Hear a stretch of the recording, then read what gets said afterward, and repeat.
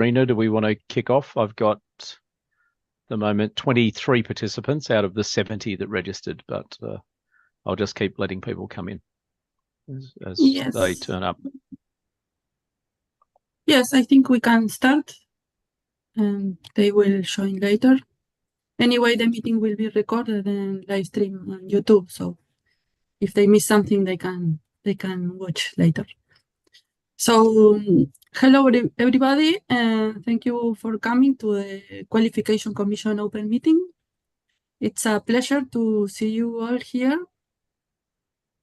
And to start, I will tell you about our last year activities. And let's start from the work of the Commission. At the beginning of this period, we formed several working groups for the different projects that we had, like the update of the rating system, the transfer regulations, the approval of tournaments. Gunter is in charge of the approvals, the title applications, hybrid regulations, posting on QC website. Well, in this one, the credits go to Arno because he's updating our website.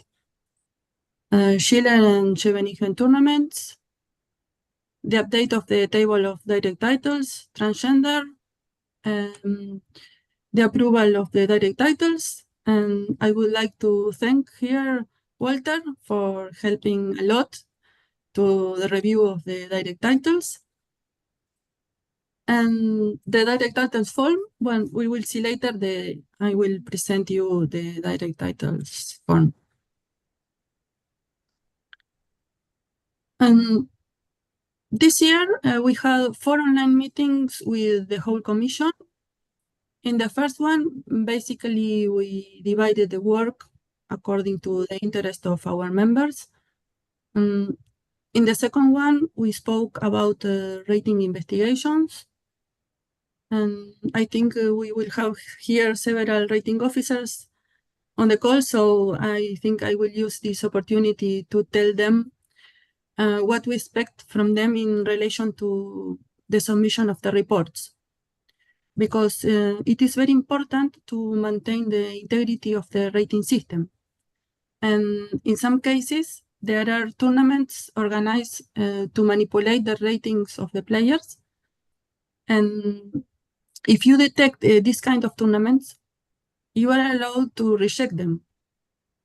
Or I don't know, if you don't want to make decision, please contact us because we don't want these tournaments to be rated.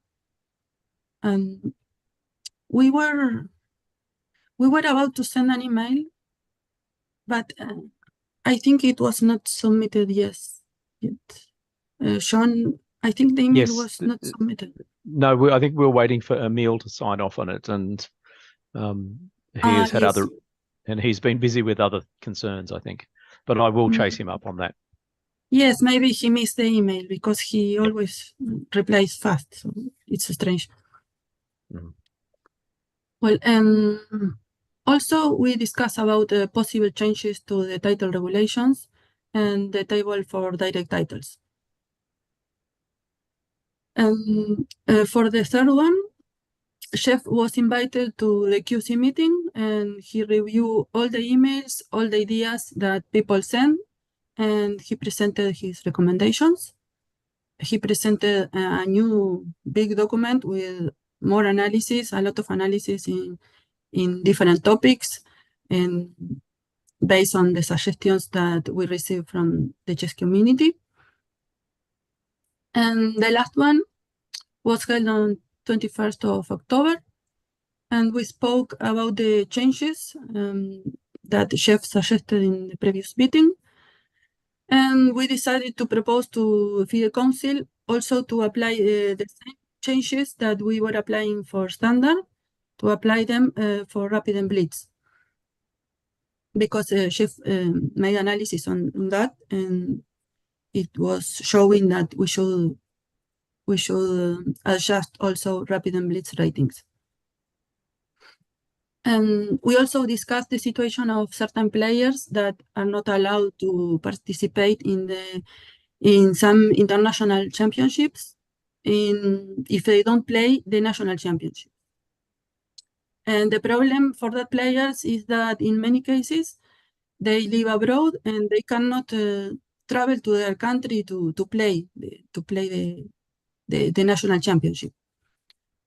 And they also can't change the flag to the federation where they live because the national federation requires citizenship they don't have. And in those cases, we think that we need to give the players the opportunity to play chess. So we suggested FIDE Council to have continental flags, and the players will be able to play in world events and in continental events.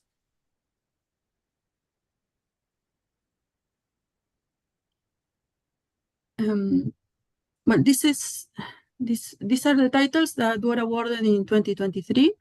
We had 38 Grandmaster titles, 16 Women Grandmaster titles, 140 International Master titles, and 23 Women International Master titles. This is up to November. We are not considering, let's say, 12 months, because I think for sure they will submit more tournaments for direct titles. Well, I received one yesterday and I didn't process it yet. And also, I think we will have more. And I would like to thank Edgardo here for the statistics that he provided. And the other part is about title applications.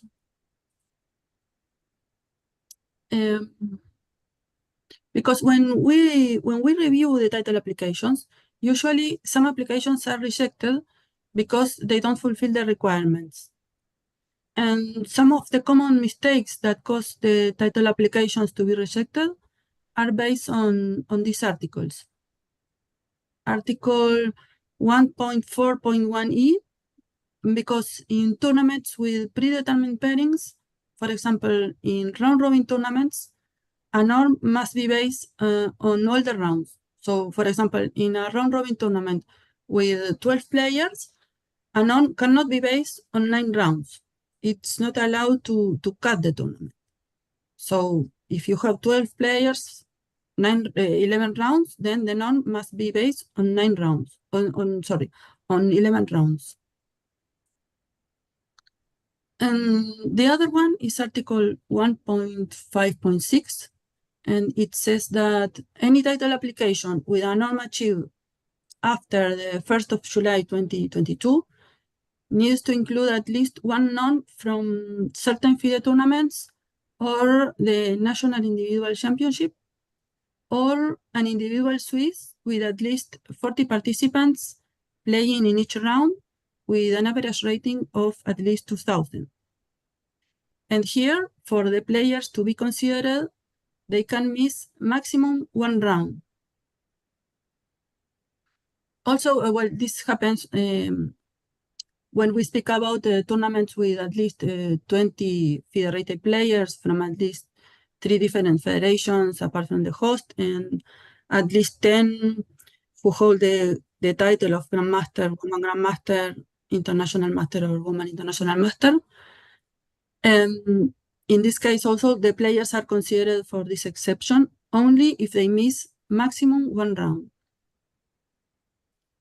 So I hope these clarifications help the arbiters and the rating officers when they are checking if a norm or a title application may be valid or not.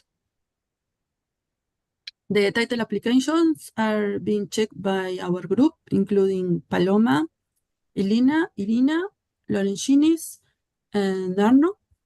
And also Walter checks all the norms. So a big thank to all of them for their contribution. And yes, FIDE has the plan to show deceased players on the website, but there were almost 500 award dates that they were empty. Then the commission established a working group to find the missing information. And so far, all the Grandmaster, Woman Grandmaster, International Master, and International Master titles were assigned. And now we are currently working on FIDE Master titles. It's very hard work, takes a lot of time. And now we are missing only about 3,000. And we would like here to highlight the work of Arno, Edgardo, Talmendra, and Lorencinis. They are working on that.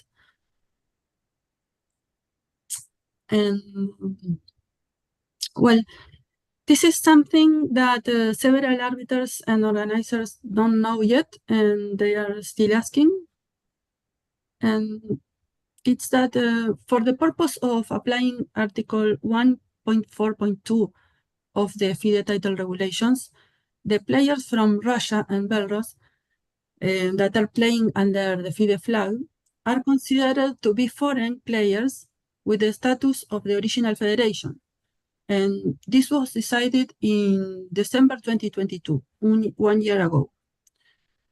So the Russian and Belarusian players that are playing under FIDE flag are considered foreigners, and they count as if they were from their original federation, let's say.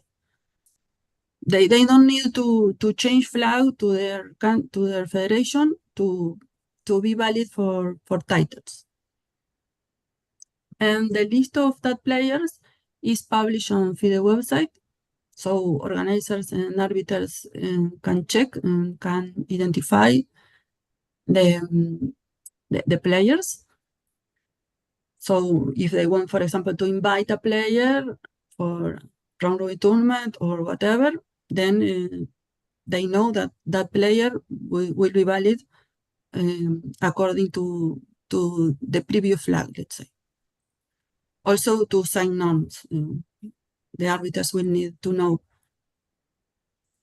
And the list is there on the website under transfers. And then you have to click on the second tab, flag players, and you will find there all the information.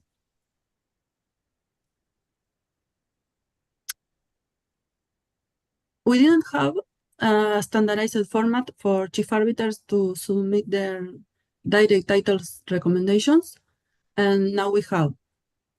So if you are a chief arbiter of a tournament, and the tournament is included on the direct titles table, then you have to submit your report using this form. And at the right, we cannot see here, but at the right, there are some explanations. So please read them before filling it, because there were several mistakes in the submissions. And for example, I put in red here a simple one, but when it says number of participating federations, is the number of federations that participated in the event. And number of member federations is the number of the federations that are included in the region, in the zone. And here for this form, we would like to thank our members Dharmendra Kumar and Eduardo Campora for designing the form.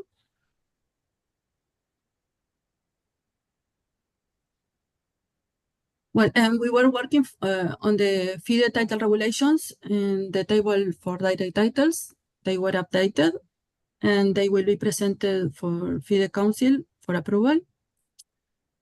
And also we were adding some clarifications at the end of the table on how to deal with special cases. But yes, this project was led by Sean, and he will be presenting the documents in a few minutes.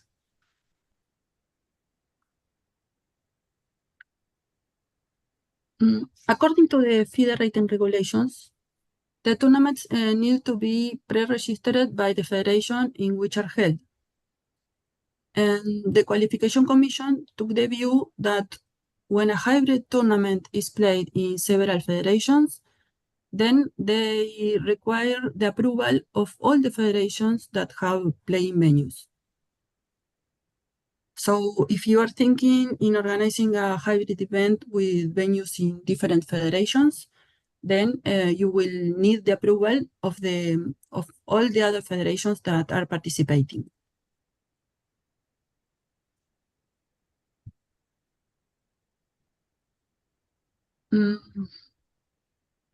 Well, this was not in the agenda because we received the proposal later, but we received the proposal from the Spanish Chess Federation to convert their national ratings to FIDE ratings for their FIDE unrated players. And after that, they will not have their national rating list anymore, and they will rate all the events for FIDE ratings. Because in Spain, most of the players have almost the same rating in both systems, and having two rating systems, it makes no sense. And they have only a few players with national rating and without FIDE rating. And the idea is to give them a FIDE rating and then eliminate their national rating list. Because yes, nowadays almost all the games are being rated twice, and only around 3% of the rated players have only national rating. And they are experienced players, but they play only in their local chess clubs.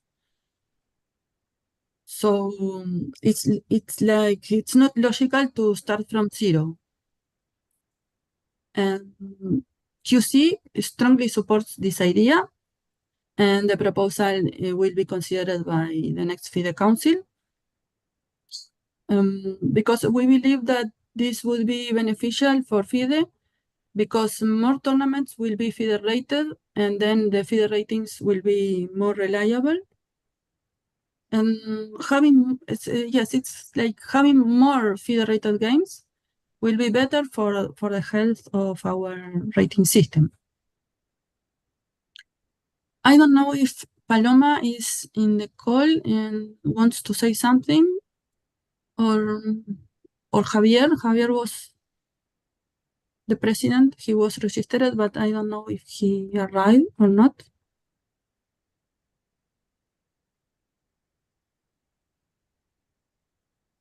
There's a hand up from Jonathan O'Connor who has yes, a question. Jonathan. Yes, thank you, Chairperson. Can I just ask a quick question? What happens with Spanish players who have very low ratings, which would be underneath the FIDE cutoff? What do they do?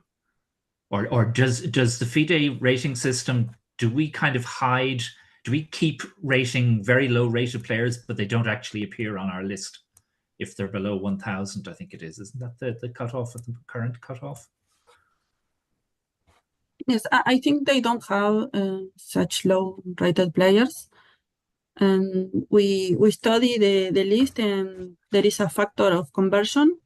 And of course, if you have, for example, a player, we will say, for example, the Spanish rating will be added 20 points, and then we will find their FIDE ratings for everyone. And if we have, yes. Paloma is here, but she says she may not be heard. As in, okay, we can't hear it. Paloma, can you speak? Can you hear now? Yes, we can. Oh, okay, yeah. So there is no any Spanish rated player that is below the FIDE rated player. They are the same.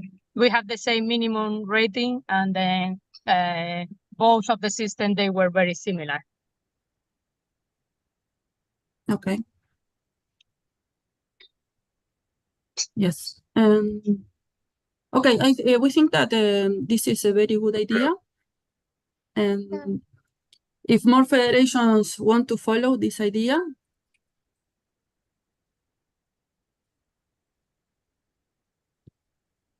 they are welcome to propose, but we will not, let's say, accept everything. We should study case by case because we need to check if they are compatible or not. But we will wait for your proposals.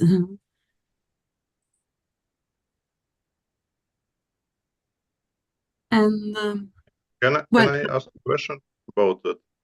yes. Yeah, but according to the FIDE rules, players who get a new rating should be not over than 2200. So these players from Spanish Chess Federation should not have a rating over than 2200. We don't have such a rule. Yeah, it should be like 99%, of course. But I mean, if some player in local club have a high rating national, anyway, he cannot be over 2200 because it's FIDE rule. Yeah, for new, if player get a new rating, he cannot be over 2200. Yeah, for the one. I think this point. Well, yes. Anyway, okay, we will check. Yeah. Of course, we will not accept we will not have suddenly players 2500 in the rating list because of conversions. I think it will not be that. Yeah, but I mean, logical. For example, in Ukraine, national rating, it's 200-300 points higher. And okay, for Spanish Federation, it's not the same, but I mean, there are rules, if you get a new FIDE rating, the rating should not over than 2200. So all these players who will be converted from Spanish rating list to FIDE rating should be not over than 2200. That's what I want to Yes. Thank you. Okay, well, may I just put a question? Yes. Like that change will only affect new ratings? I mean, the already rated players will have their rating changed, or the idea is to keep them? I don't understand the question. No, they would keep them. It only applies to players on the Spanish list who are not on the FIDE list. Okay. If the Spanish player already exists on the FIDE list, the rating stays the same. It doesn't change. But when you say that, when they are rated in the FIDE list, because they can exist and not be yet rated. Yes, Yeah, so the ones that have already ratings, they will not be affected. Okay. This is only for new players. Well, regarding the changes on the rating regulations, we can say that this process started in March, and a working group was appointed to study the rating regulations and to try to improve them. And the group consisted of Alexander Moisayenko, Pavel from the Global Strategy Commission, Nick, Vladimir, and I. And the working group met online together with Chef several times to discuss the different topics. And he conducted a statistical analysis. And in July, the suggestions were submitted to FIDE Council. And FIDE shared Chef proposals and invited the chess community to express their thoughts on the proposals and to send their comments to the Qualification Commission. And the announcement was a success because we received more than 150 emails. And the vast majority of the messages were supporting the changes proposed by Chef. And there were also suggestions to change to the traditional ELO rating system, to change it for something like LICO. But we think that one of the great advantages of the ELO system is the simplicity. And the players can easily calculate their own rating. And if we make it difficult, it would be harder for the players to calculate their own rating variations. And we had also other interesting ideas that were related to increase or to reduce or have more key factors categories, different values of key factors. And about the 400-point rule, around 90% of the emails were in favor of reverting the old style, and they want to apply it to all the games in the tournament. And the main argument for supporting to revert the old style 400-point rule was that currently is like professional players are avoiding to participate in open tournaments. The strong players don't want to play tournaments because they are aware that they are expected to lose ratings. And there were only a few opinions against, and they said that the players could gain the system, and they want to avoid cases like Rouse's case, for example, where the players were gaining rating by playing in weak tournaments and earning 0.8 points for each game. Nick has his hand in the air, Sabrina. Yes, but I think I'm just saying, let's say, a summary of what we were doing, and then Chef will propose. We'll show their proposals, and then we can discuss. Okay, Nick? Yes, thank you. I spoke very strongly against reverting to the old 400-point rule. Sorry, Nick. I want to finish with the report. Sorry. Yeah, please finish. I'm sorry. I thought I was being asked to speak. No, I was saying that we have to finish the report, and then Sean will speak, and then Chef will present everything, and then we can discuss. Thank you. Okay. And we think that also we want to clarify that this update that we are proposing, it's not forever. Maybe we should have to reassess in maybe, I don't know, 2 years, 4 years, or whatever, and compare and see where are we going. And then we can see maybe we will need to adjust again. We don't know, because it's like the population, the chess population can need more adjustments. And I think we should continue with periodic analysis, and there is nothing wrong with that. It doesn't mean that now we are making something bad. It's like maybe it will need more adjustments or not. And QC would like to thank everybody for their contribution to the process, to all the emails that were submitted. And we want to say that we cannot incorporate all the suggestions into this proposed change, because we cannot change everything. But I think in the future, maybe QC will see again all the proposals, the submissions, and maybe we will take ideas from the suggestions.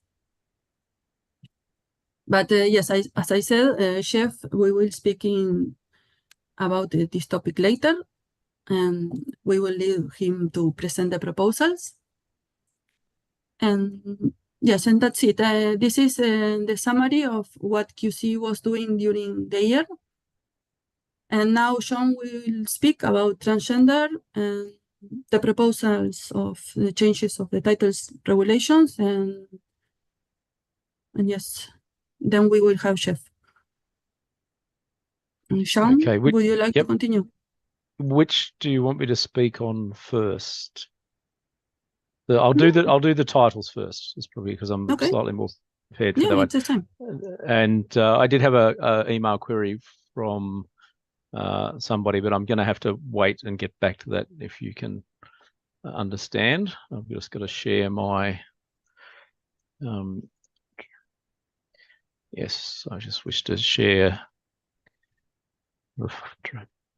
Okay, so there were two changes. Well, there were a number of regulation changes, but the first one was the changes in the regulations for direct titles, which I'm showing here. Most of the work here was simply to tidy up some confusing aspects of it, but also to provide some clarification as well about certain situations that have arisen.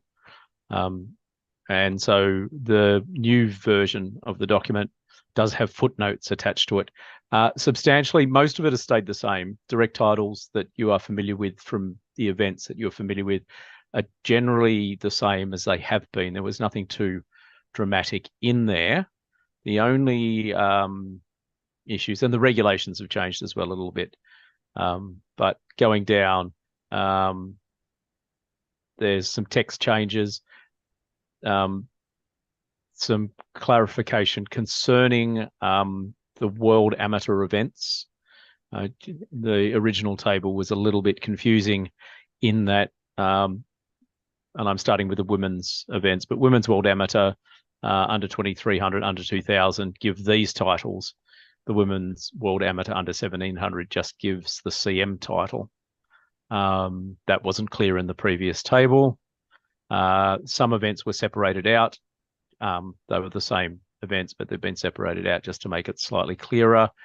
Going through, the only one which I think is still slightly in the air, but I think we are recommending this, but Sabrina can correct me if I'm wrong, was for zonal events, 65% over a minimum of 9 games gave you the FM title and 50% gave you the CM title. This actually did not apply to the continental individual events. Not sure why. So the proposal was to add that into the continental events as well, given that those events are slightly more significant and important than the zone events. Continents were asked of their opinion on this change. And I believe Americas and Africa are in favor of this change. Asia, I suspect, wanted 65% gave IM norms instead of FM titles, which is something that we didn't propose at all. While Europe did not reply, probably on the grounds that everyone who plays in their individual continental event probably holds the GM title anyway. The special status, for want of a better word, of the Arab individual events is now listed separately in there. But otherwise, I think everything else pretty much stays the same. The individual disabled event is listed here. The previous wording that was slightly confusing. We have had a discussion with DIS on this one, who are quite happy for the way we've worded it now, which is the individual disabled championship. Previously, there were a number of separate championships, but we've left it to DIS to determine exactly what that means, as it's in their area of expertise rather than ours. Probably the most important thing, and I'll just go all the way down now, are the footnotes that we've added at the bottom. And these came about through queries that we received throughout the year. So qualification through play is listed as an automatic IM title if you qualify for the World Cup through play. But it wasn't clear if a player had qualified but did not play in the World Cup, while someone came in as a reserve to take the place of the player who declined their spot, did that mean they qualified for play or not? What we've said there is that if a player's finishing position would have qualified them for a place in the World Cup after tie breaks are applied, that's what that means. If a player ordinarily would not have qualified but came in as a replacement player, they do not qualify through play and are not eligible for the title. and also a player who does qualify for the World Cup but does not participate in the World Cup is still awarded the title that they're eligible for. So that was our determination on that one. The titles, direct titles requiring a minimum number of games, we've again had to deal with this from early in the year. Games lost by forfeit. If a player loses by forfeit, then that game does not count towards the minimum number of required games. Games won by forfeit count for the minimum number of games, but the player's percentage is calculated by only using the games that were actually played. And there's an example given in here. And we said only one game can be missed due to forfeit or bye. And this regulation does not apply for 7 or 8 round norms and titles, because there are some events, which are the teams events, where direct titles can be awarded or direct norms can be earned across 7 or 8 rounds. The most striking example we received this year was a player who would have received a norm even when they had lost. They won on forfeit in the last round, but they would have earned the performance for a norm even if they had lost that game. And their federation was asking that a 6-game norm essentially be recognised, and we said that was a step way too far, and unfortunately we could not recognise that norm. An IM norm over 6 games is something that we didn't accept. 3, one of the footnotes is no other events. So this applies to the Commonwealth, Francophone, Iberoamerican individuals and disabled world adult. Says no other events of this type may award direct titles.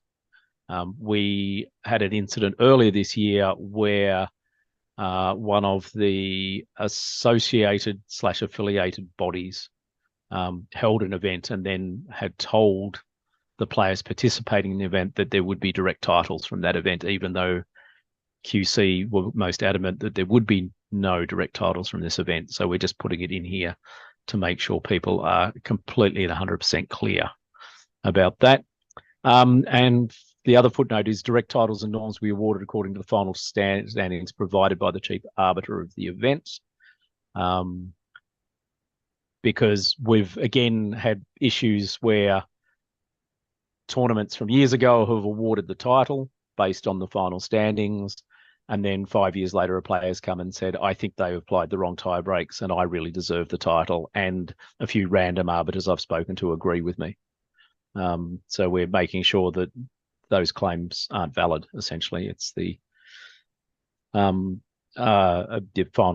positions. Now there is we couldn't cover everything, I suspect, because one of the issues that we keep finding is the more tightly you write rules, the more exceptions tend to get created. And so, for example, up here, direct titles first after tiebreak, first equal maximum 3 blessed players after tiebreak, and there's a little footnote there. Again, we had at least one tournament where the organisers refused a tiebreak and tried to have 4 direct titles awarded rather than 3 on the grounds that they all finished equal. And again, we're not accepting that as well. Jamie, your hand is in the air. Do you have a question? Yes, I do. It's relating to, I think I discussed this with you earlier this year, but it's relating to the Olympiad with direct titles and yes, the rating requirements. Yep, no, I'll cover that in the next document. Oh, okay, I'll wait for that to happen then, and then I'll ask my question if it's not covered. Yep. Nick, you're on mute. Thanks. I hope I'm speaking at the right time.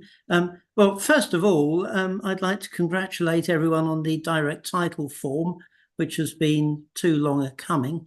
Do you believe that Arbiters Commission are now using this in their classes? I don't know, actually. Because a problem I had when I spoke to my counterpart back in the day was I complained that the arbiters didn't seem to know how to deal with direct titles, and he said, well, they're not supposed to, that's your job. and I'm wondering whether we've got beyond that. We should be. I mean, one of the things out of yesterday's arbiters meeting, which there was an admission that various documents change so quickly that their own handbook doesn't always keep up, and they have to keep updating their teaching material. So I think in this case, if they're not including it, we will ask them to include it. Yes, and because they have only FIDE Arbiter seminar, but now that they will have International Arbiter Seminar, maybe they can include information about these direct titles. Oh, that will be good. And the other thing, the current direct titles document is obviously better than what went before, as they always are, but this is good. I like the footnotes. A problem we had once was that, okay, you get in a zonal, you get an FM and an IM. The IM agrees they will not play. This allows the FM to win it, but the FM will then stand down and the IM goes to the World Cup anyway. And I was hoping the FM would not then get the IM title. I have the impression they will. You are correct. But yeah, I mean, hard cases make bad law, as Alex H has often said. Has this ever happened? I suppose is my... Okay. It was a W, but yes. Okay, so we will take that into account in our next drafting, I suspect. Yes, because the question is, if the winner drops out, how do you choose their replacement? If it's the person who comes second, that's absolutely fine. If it was the person waiting in the wings, knowing that they would get the gig, then it's less fine. Yeah, I think I suspect that's up to the World Cup. But the regulations, I think, are clear in one sense, in that they do allow, or they do mandate, that the person who finished second on tie break is the next cab off the rank. And then the third person, if the first two don't go, and if it's three people don't go, then it falls back to the continent to choose.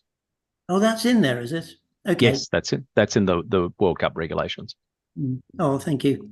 Oh, yeah. And finally, one rather extreme view. You've upgraded the continentals. I rather fancied downgrading the zonals, but I'm sure coming from Oceania, you would not go with that at all. No, of course not.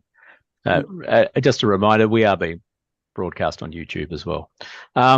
So thanks, Nick. So Jamie, are you waiting for the next document?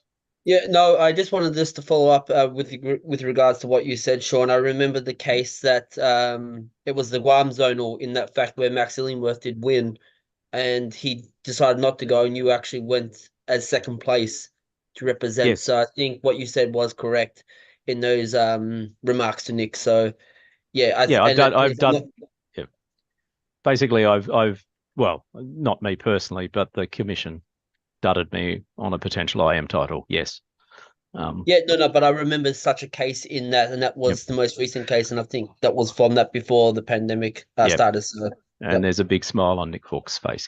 Okay, I'll move on to the next document, which is the change in title regulations. I'll stop sharing this document and grab the next one if I can find in my thousands and thousands of documents. Hang on a second. Okay, just bringing it up now. Apologies.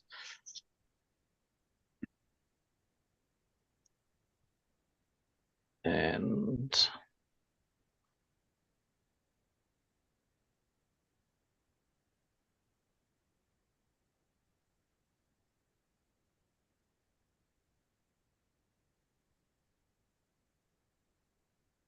no,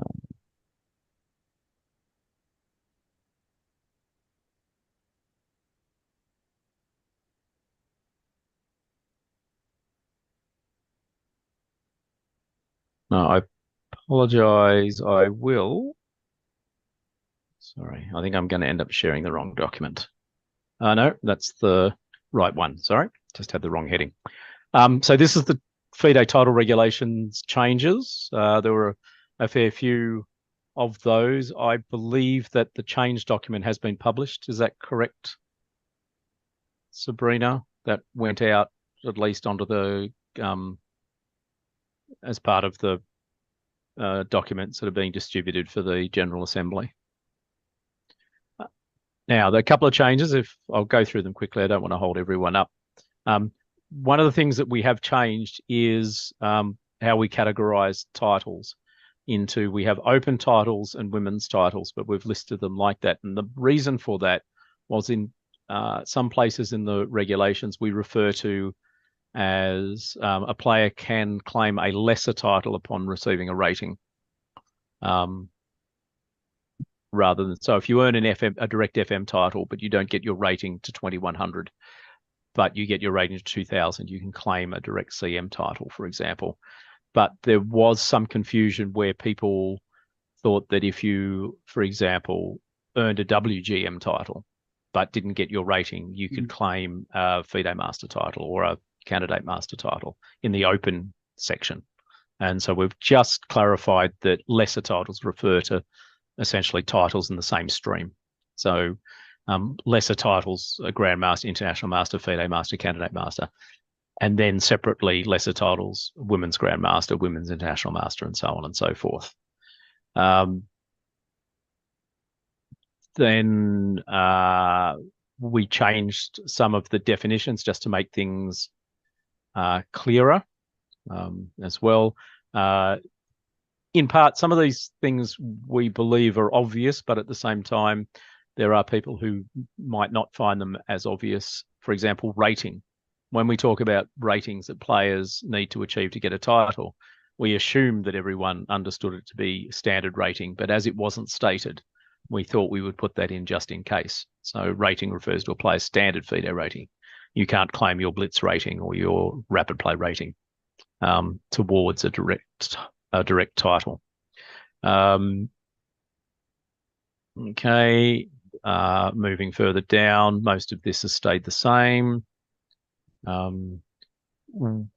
Obviously, we've got for ratings achieved after the 1st of January 2024, the player must at that time have played 30 games. So if you get a direct title dependent upon rating, you still have to have that rating based on a minimum of 30 games.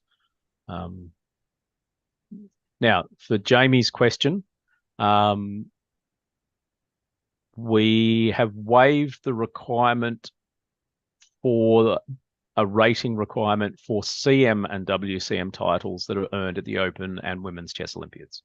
So if you earn a CM or WCM title for scoring 50% at the Chess Olympiad, you don't need to get your rating to 2000 or 1800 to claim that title. You can claim that automatically.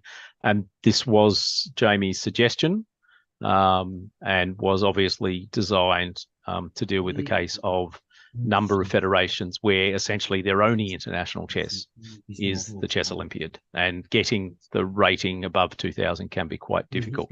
Jamie, do you have anything to say here? Yeah, I just want to add further to this. I think if it's possible, I know it might not be here yet, but is it possible that FM and women's FM titles, just due to the fact of it will still impact many federations, smaller federations in particular. I think the Caribbean or in particular our region as well, and I'm sure Africa would be in the same boat as well. I think if we can add FM and WFMs, that would be much more applicable. We did discuss this. We did discuss this at our meeting, and we took the decision that CM and WCM were appropriate, but FM and WFM less so, in part because FM and WFM also contribute to higher titles in terms of required number of opponents to play, while CM and WCM do not. But wouldn't that? But the problem is, it's going to, if you get people who just play in the Olympiads as you suggested, and they get an FM title, we're going to deny them. No, they can claim the CM title. they will automatically be able to claim Yes. the CM title, correct? Yes. Yep.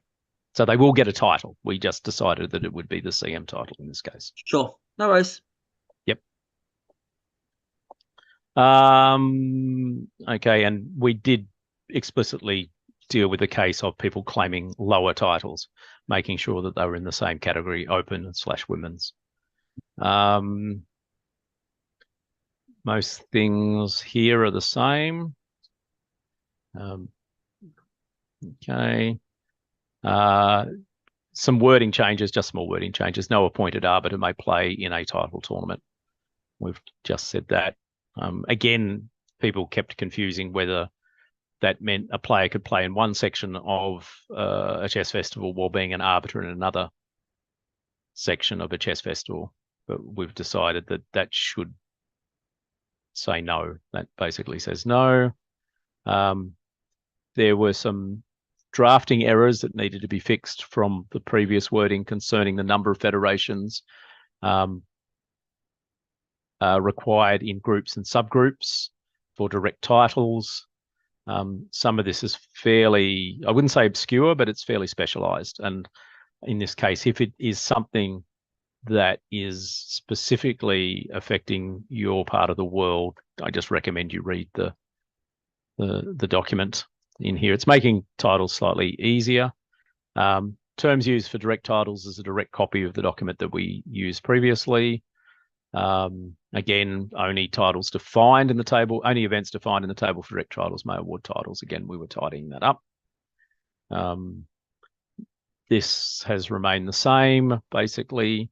Again, we've done a bit of an explanation about when players receive points by forfeits, where they count, where they don't count. In tournaments with predetermined pairings, and all must be based on all scheduled rounds. Sabrina mentioned that earlier in the meeting. In other tournaments, you can drop results, or you can ignore further games, of course. And the usual rules about can you drop players you've defeated, etc., are in there. Now, yep. Games against opponents who do not belong to FIDE federations, players with federation figure accepted but do not count as foreign players. The exception isn't listed here. The exception to do with Belarusian and Russian players are a decision made by FIDE Council. To reflect this without outdating this document, when circumstances change, we've simply said FIDE Council may alter this requirement on a temporary basis. Moving down, hopefully everyone's following it. We have made one significant change here about the following formats may be used in title tournaments, whether for individuals or teams. We have taken Schiller and Scheveningen tournaments out at this point. That doesn't mean those tournaments cannot be used for titles. It just means you now need prior approval from QC to use those tournaments, because we are, and unfortunately, running into the situation where people are using certain tournament formats to manipulate both titles and ratings. And so in this case, we're just putting a little bit of an extra hurdle in front of organisers just to make sure that they're dotting the I's and crossing the T's, as they say. In there, the usual exemptions still stay the same in terms of national teams championships, or in this, and the 20 FIDE rated rule as well. Okay, none of that's changed. All the title holders required for a title. Ratings haven't changed at this point. There has been talk that in the future, potentially we may look at this in the view of the changes to the rating system itself, but we will keep an eye on that and fix that and see what effect that has. None of the tables here have changed. This has all stayed the same. There is, I don't think we've really changed this section about interim ratings, but it's listed there for people that may have an interest in this one. Okay, any title application containing at least one norm achieved after the 30th of 6, 2022. And we've gone down again the list that Sabrina mentioned earlier about which events are exempted from this. The only other real big change in here, as we go down, was how we treated double round robins. So for double round robins, and the first example of a double round robin is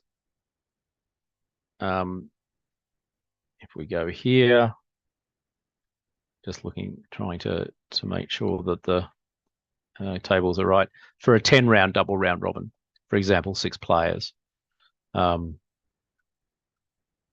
original requirement, for example, for a GM norm needed 4 players with GM titles for that to count out of the 6 players. And on one hand, that was felt that was too onerous. While on the other hand, if you only required 2 players on the grounds that they counted twice as opponents, that would make it too easy. So if you just needed 2 GMs in a 6-player double round robin to count for a GM norm, that was too easy. If you needed 4, that was a little bit too hard.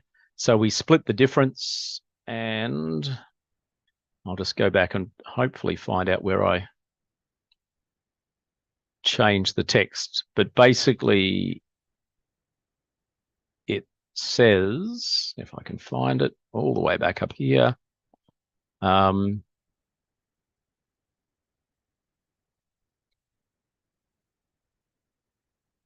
Basically, it says that 1.4.5. 1.4. Yep. Okay.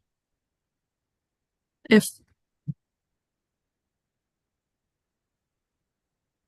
Yes, we split the difference and basically said 50% of the players. So instead of the 1/3 rounding up for a single round robin, it's 50% for a double round robin. Yeah, sorry, there you go. I now found it. I was looking for a percentage. Yes, double round robin tournaments need a minimum of 6 players. For a double round robin event, the number of players with the necessary titles required is 1/2 rather than 1/3 rounded up. Okay. So because we did receive lots of different opinions on that one. So it just means that, yes, for a 6-player double round robin, you need 3 players of that title. For GM norms, 3 GMs, IM norm, 3 IMs, etc., etc. And I'm pretty sure they were all the major changes, unless I've managed to miss something in there. Does anyone have any queries or questions on that?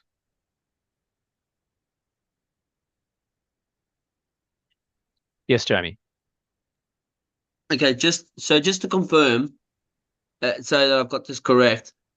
Yep. For double round robin, you only need, and basing it on 6 players, this is yep. You only need 3 players for the actual norm that you're doing. So, for example, whether it's a GM or IM or WGM, Yep. WIM, it's just 3 of those title holders, and all other requirements have to be met.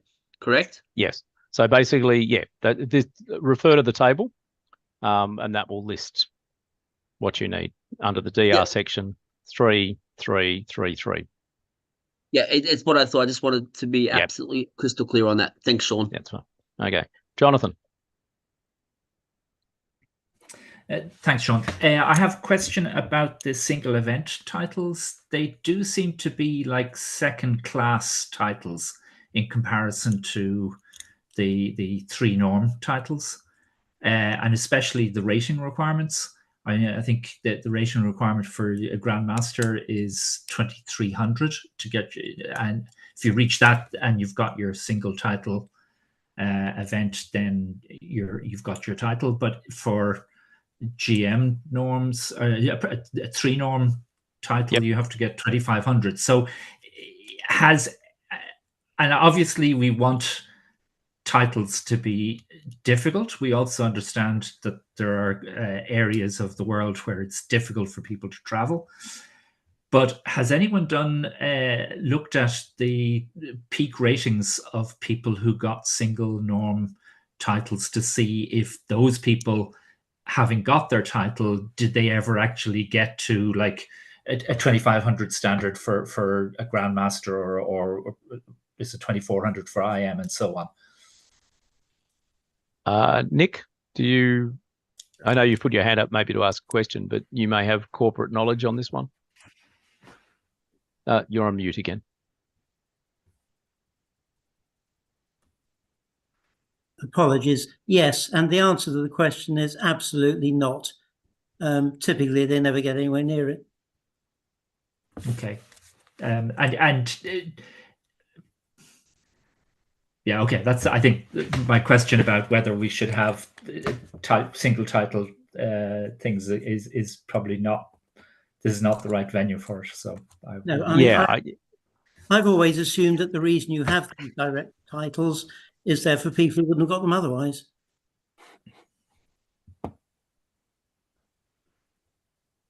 Yeah. Yep. Okay.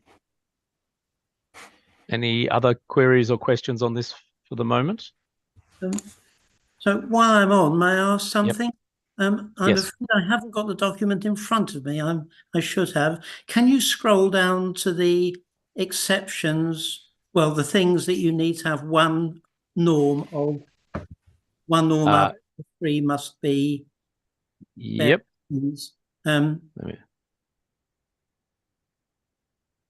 Just going all the way down here. Okay.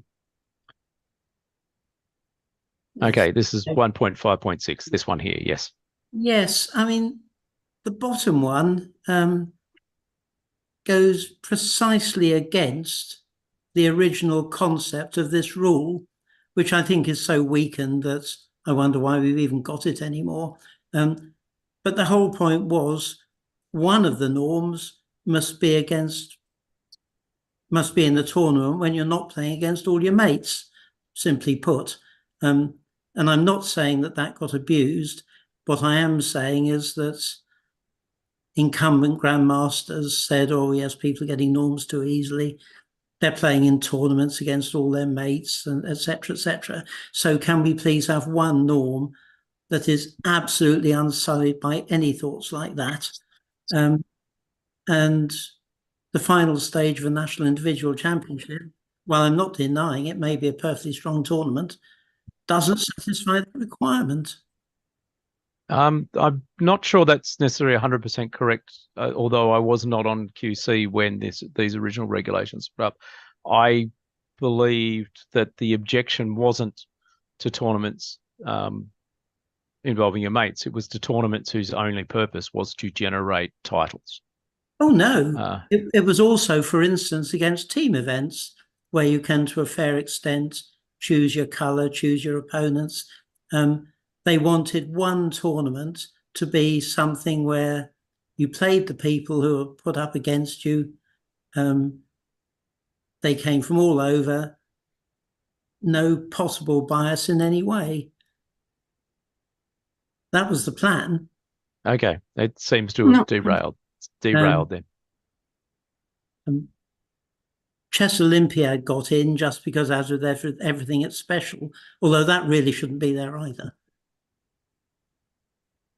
I understand the norm was to avoid the norms generated by factory tournaments to create norms. It did go deeper than that. Okay. Okay, Pierre. Yeah, I would say in many tournaments, direct title are never awarded because the winner already has a higher title, this GM, the title is IM, or is already an IM. So does the QC as statistic on that, the percentage of those titles which are never awarded because the winner of the tournament already has a higher title or the title. Sorry, I'm not sure what the question was. Are you saying that titles should trickle down to the next people? Yes, sometimes there's nobody that get the titles. Yes. The next people also is an IM. So the title I would argue that's by design, not by accident. Yes, we try to invite strong players to tournament that award direct title. Yeah, okay, I see what you mean. Yes, there's a slightly, again, I can only provide evidence from my part of the world, where things like zonals are immensely popular, but the vast majority, and we're talking 90% of the players, are there to just simply try and earn titles, while the top 4 or 5 players are there to earn a spot in the World Cup. But then there is a bit of a gap between those top 5 players, for example, and the players who are there to earn titles. And what's missing, of course, is those players who already have the title, so they're not looking for one, but they also don't feel they're strong enough to qualify out of that event to the next stage. And you're right, but these are 2 separate issues that are probably not solvable in terms of gluing them together. No, I'm sure they're not solvable. We just wanted to see if the Qualification Commission have statistics that will give me how useful those titles are. But I've seen cases in which simply nobody gets the title because everybody who satisfied the criteria already has, or has a better title. Yes, again, I'd probably go back to Nick's answer to the previous question is, no, we are not collecting statistics on this. Fair enough. There was a small print which escaped me because I know in the Francophone, which is one popular. Yes. I am. Sometimes the woman and the man plays in the same tournament. There's only one open section. So the best woman will get the title, but the best woman, theoretically, we're lucky it did not happen, could have a score of 3 and 9. No, you need 50% to receive a title. 50%, yes. Okay. It will securize that. We're very lucky because IM, WGM getting those, but they were not awarded. Yes. Yep. No. There's no perfect system, and as a couple of people have intimated, the awarding of direct titles is not necessarily based on the desire to award them to the most skillful groups of players, in the sense that of deserving of titles. There were other considerations. Yes, and if I think about it, our zonal, usually 2 or 3 players are way above the other. There are 2 or 3 grandmaster. The other are a few IM and a few FM. But it's usually very clear before the beginning of the tournament that only 2 or 3 have any chance. We have only 1 World Cup spot. So only 3 have any chance to get the spot. Yeah, no, this is similar to other things. Jamie, another question. I not so much a question, but just a comment to support your statement, Sean. It is more to the point of that for Oceania, that we are very supportive of such events, especially with the titles. So I know that's for the Oceania Youth that you organised. The titles was a very big draw card. So I share Sean's sentiments on this, and I think that's I just wanted to say I just share that your sentiments relating to that. That's all. Okay. Don't want to hold the meeting up for too long. So if there are no more questions, we can move on. Sabrina, do you have anything to add? No. I think we are late. We need to move on because Chef is waiting. Yep. Do you want to let Jeff speak now? Yes, if you are done, we can go to Chef's presentation. Chef, are you there?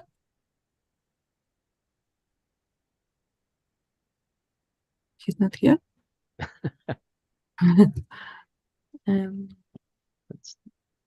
But he was, right? He was, yes. Yes, he did come in earlier. But no, he doesn't seem to be here now.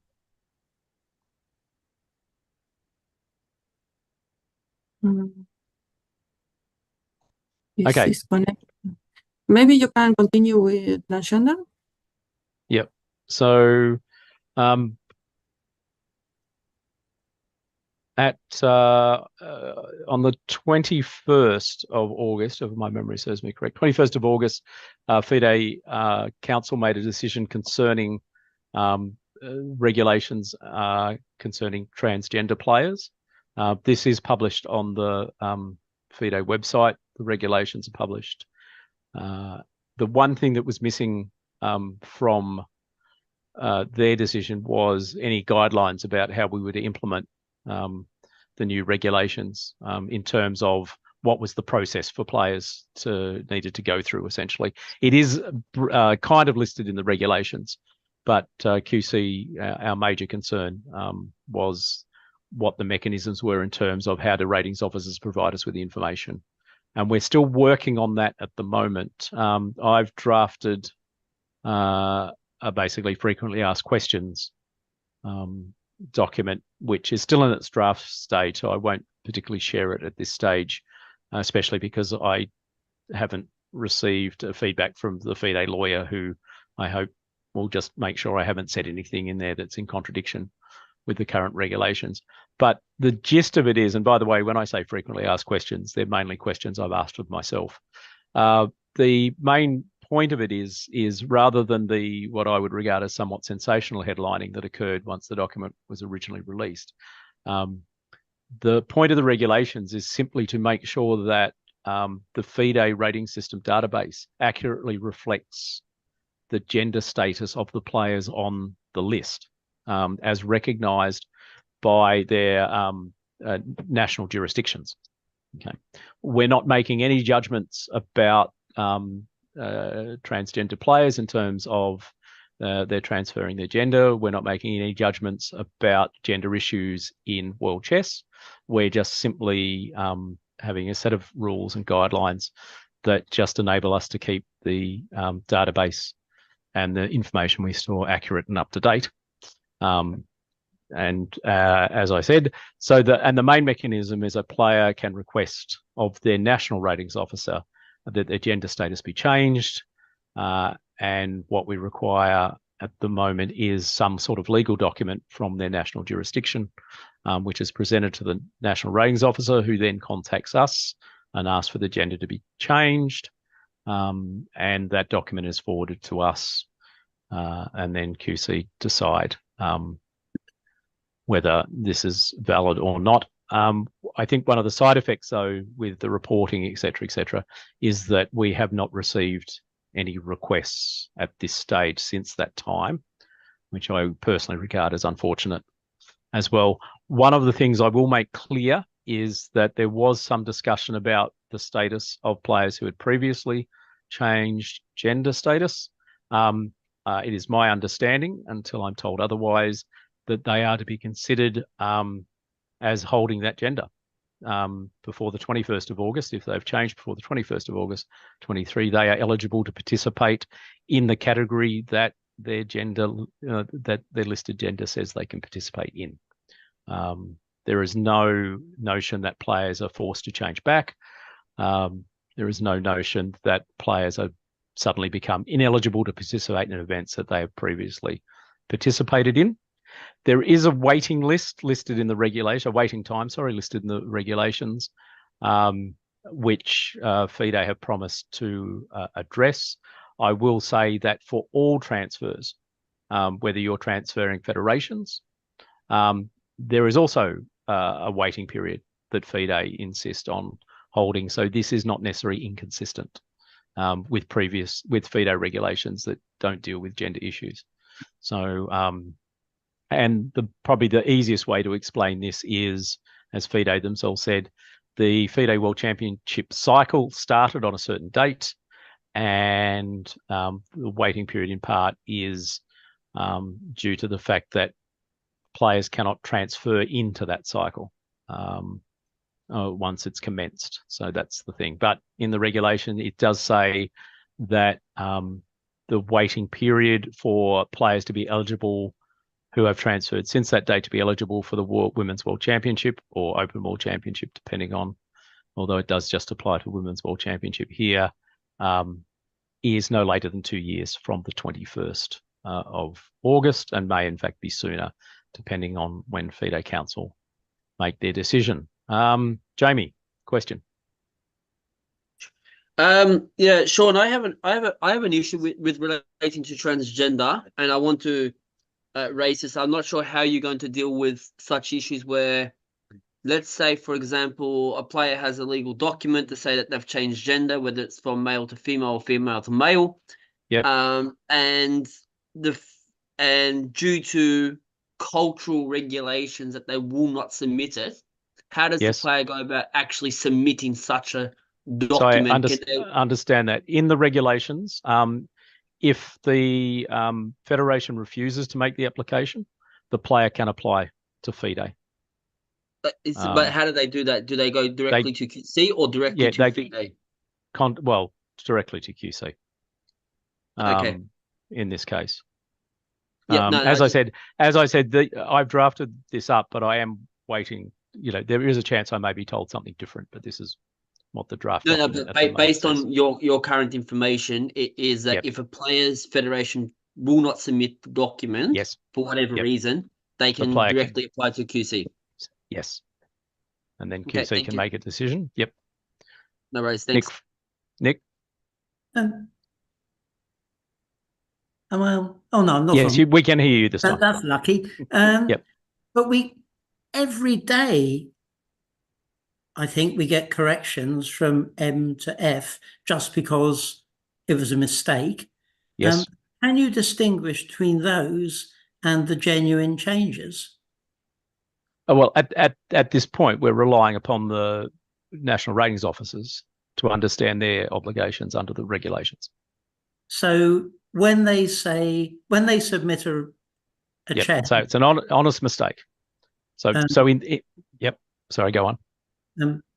Yes. Sorry, I think you're ahead of me. But when they submit a change, which simply changes M to F, if they just put it through as if nothing has happened, you assume it's the correction, and it is their job to tell you, no, it's not a correction. This is a real change.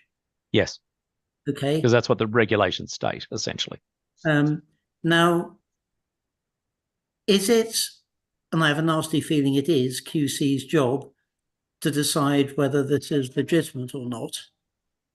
It's kind of in the regulations. Basically, what it says is QC has the power to reject an application if we feel that the information provided is not sufficient to support that application. But then the federation can appeal to FIDE Council.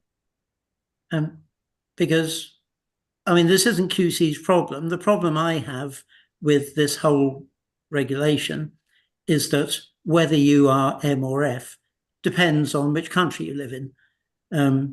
If you're in Canada, if I wake up this morning and say I'm female, then I am. If I'm in England, I need a bit of paperwork to back it up. If I'm in Syria, forget it.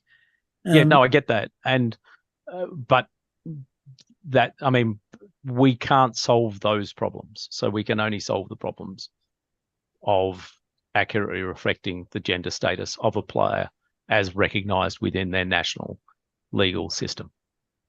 And if I may make a prediction, these regulations will all be fine until there is a controversial case, which one day there will be, as there have been in all sports, many sports, at which point it will be blind panic, QC must fix it. Yes. And QC will fix it. Marco. Chef is here, just to let you know. Okay, guys, with the ladies, with the questions, are you happy to wait until Jeff gives his presentation, and then we can come back? I'm happy to wait. Marco, are you happy to wait? Yeah. No, I was just to reconnect with what Nick said, because it happened many times that the data protection department receives many requests from players. Please ask the directory to correct my gender from M to F or from F to M because I changed my gender in the past. And what we usually answer is that FIDE gives the gender in the profile according to any kind of government issued document. So we do not change, the rating officer cannot, nor the directory can change just on request, but by submitting a government-issued document. So far, out of all these requests, nobody sent me a government-issued document showing a different gender from what is displayed in the FIDE profile out of the requests we got as data protection. Also, to keep in mind that in 2021, we introduced the B04 in the licensing, players licensing regulations. There is a new chapter regarding the rating officer, which says that they also bear the responsibility of what they do. So, and there are some financial penalties in case they act incorrectly inside of the rating server. So they cannot just change on their mind, but they also need some document to support any kind of amendment they do. Yep. Okay. Thank you, Marco. Jeff, are you okay? Ready to go? Yeah, my home internet went down, so I switched over to a personal hotspot, and I'm hoping that you can hear me okay. Is my audio coming through fine? Okay. It is. Yep. Okay, good. That's good news. So I want to talk for about half an hour, and Sean, feel free to break in if people have their hands up or for whatever reason, but I'll let you decide when to interrupt me. And shall I start? Yes.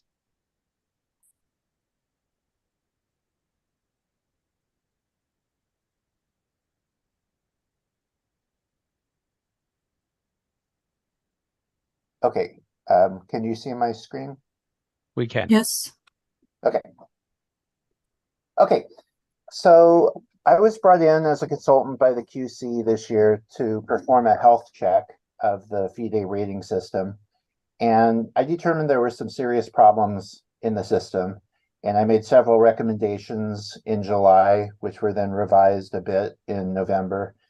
I'd like to start by summarizing the problems as I see them, and then I'll talk about the proposed changes.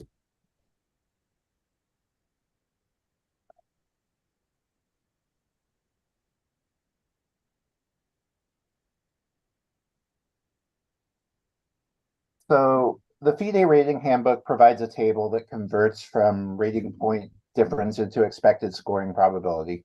And we can represent this in graphical form, which you see here in the black curve.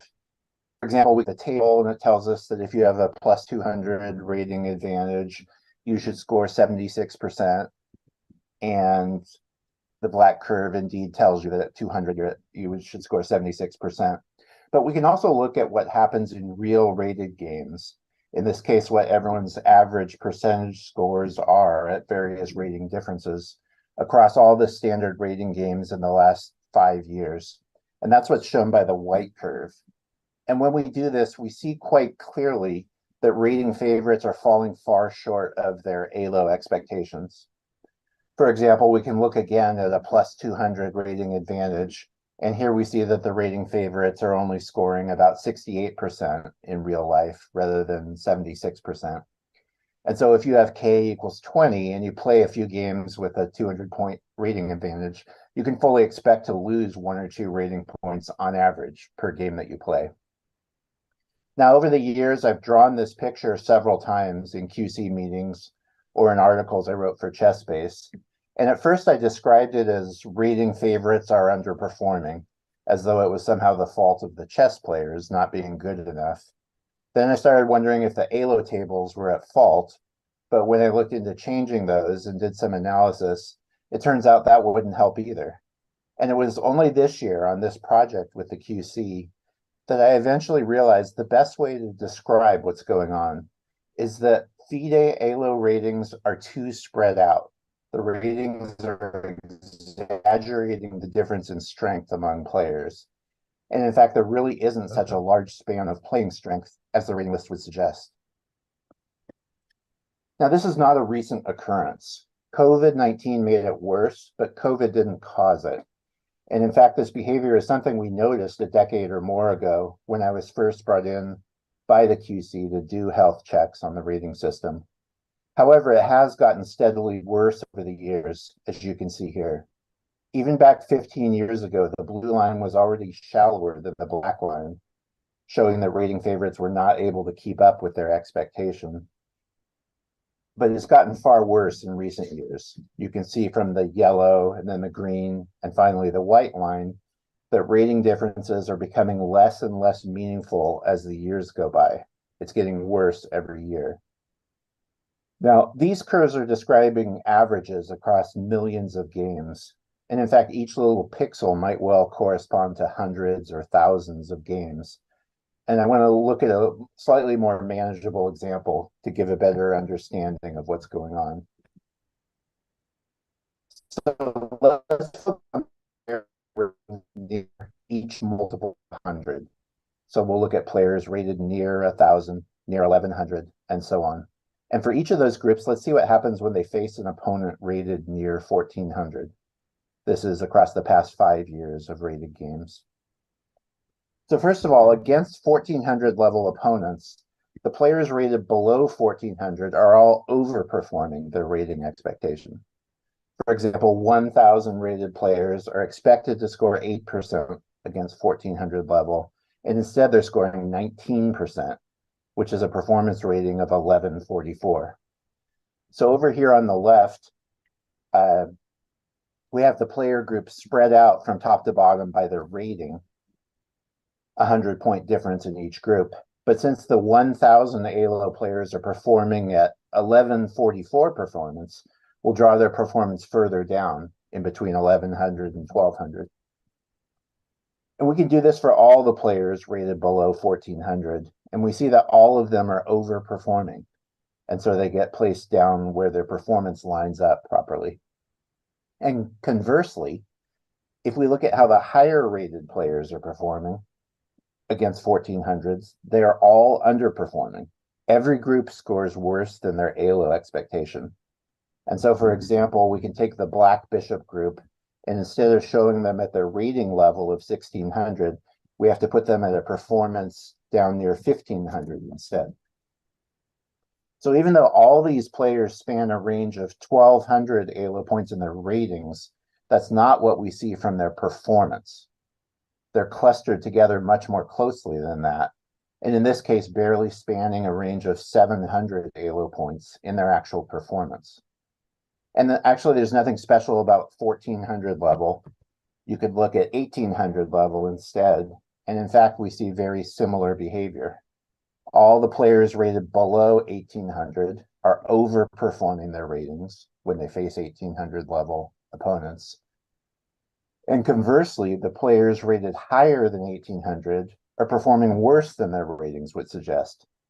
So once again, when we line up everyone based on their rating performance, they're clustered together, as you see over on the right, and they barely span 700 points of performance, despite spanning 1,200 points on the rating list. And it turns out it doesn't really matter where you look, 1,400, 1,800, even 2,200 has the same type of behavior, although games among masters don't deviate quite as much from expectation as what we're seeing lower down on the list. And if we combine these little pictures of the chess pieces from the last two screens, there's a couple more things. First of all, I want to emphasize I'm not saying entire groups are overrated or underrated. For example, look at these three groups in the middle. These are players with ratings near 1,500, near 1,600, or near 1,700. Now, they're underperforming when they face weaker opponents, but on the other hand, they're overperforming when they face stronger opponents. So this is more about noticing that player ratings have gotten too spread out rather than saying any one group is overrated or underrated. One other really important thing. Let's look at the players who are shown as black pawns up at the top. These are the ones having a FIDE rating near 1,000. When facing 1,400 level opponents, they're performing around 1144. And if we look at the players who are shown as gray rooks down at the bottom, they have FIDE ratings near 2,000, and they're performing around 1731. So despite the ratings claiming their difference in playing strength is 1,000 ALO points, the actual games make it look more like there are only about 600 points different in terms of their evident playing strength. And this same basic thing is true if we look at games against 1800 level opponents over on the right. For the black pawns and gray rooks, the ratings are different by 1,000, but their difference in performance is only about 600. This is one way of trying to measure how much the ratings are too spread out. And I tried 8 or 10 different ways of looking at this, and it always says about the same thing. Wherever you look among all these players rated between 1,000 and 2,000, the difference in performance is only about 60% of the difference in published ratings. So this is what led me ultimately to suggest a compression where we take all the players rated from 1,000 to 2,000 and squish them closer together so that they only span 600 ELO points instead of 1,000 ELO points. So I propose that we take everyone rated 2,000 or below and give them a one-time rating bonus, which is based on how far away from 2,000 they are. Players rated near 1,000 will get about 400 points added to their rating. Players around 1,500 would get about 200 points added, and players just below 2,000 will get almost nothing added to their rating. You can see in the middle here an example of how we expect the distribution of ratings to change as a result of this compression. On the red bars on the left, we see how many players are rated in the 1,000s, the 1,100s, and so on. And then in the right side, in blue, we see what it would look like after the compression. Now, because everybody would rise to 1,400 or higher, there would be no one left in the 1,300s, 1,200s, and so on. And the rating ranges from the 1,400s up to the 1,900s would get more crowded. There would be no additional players with ratings of 2,000 or higher, but we would expect an increase like that in the next few months after the compression, because players would more easily cross over 2,000 now. And almost as important, as we say on the bottom, we also want to make sure we understand how we got into this situation with the ratings, so we can try and make sure not to let it happen again. So far, we've been looking at data about game results, but I want to talk a little bit about the composition of the rating list itself now. So what I did here was to take each January list, going all the way back to 2010, and just count up how many rated players there were in different ranges. So the blue is for 2,200 or higher ELO. The red is for a rating of 1,800 to 2,199. And the yellow tells us how many were below 1,800. So a couple of things really leap out at you from this. First of all, we've had fantastic growth in the yellow group, the lowest rated players. The yellow bars are just getting bigger and bigger each year. But the other thing we notice is over on the left, the blue part, the blue bars are not changing at all. Every single year we've had between 20,000 and 21,000 players with master level ratings, meaning 2,200 or higher.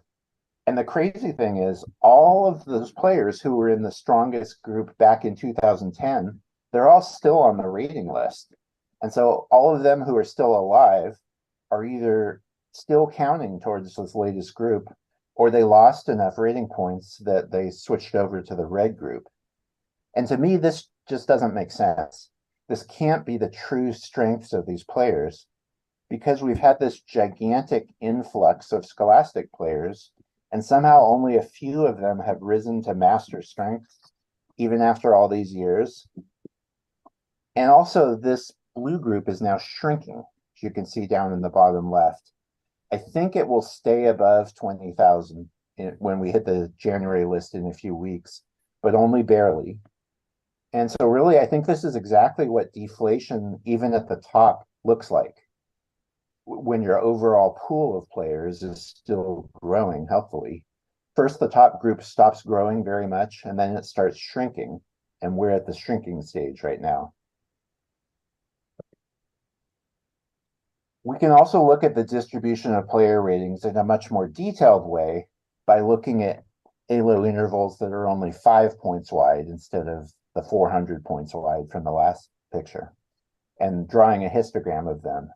So in this picture, the blue curve down at the bottom tells us what the distribution of FIDE ratings was in January 2011. And then each additional line above that is 1 year later, until we reach 2023, which is the solid red at the top. So again, we see that over here on the left, there's impressive growth, especially after 2015, where the gaps get bigger. And that's because it became easier to get a new rating in the middle of 2014.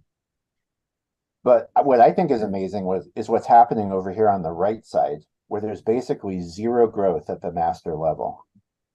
And you can even see some spots over here where the red is peeking out down at the bottom, which means we're seeing fewer players than before in some of these ranges.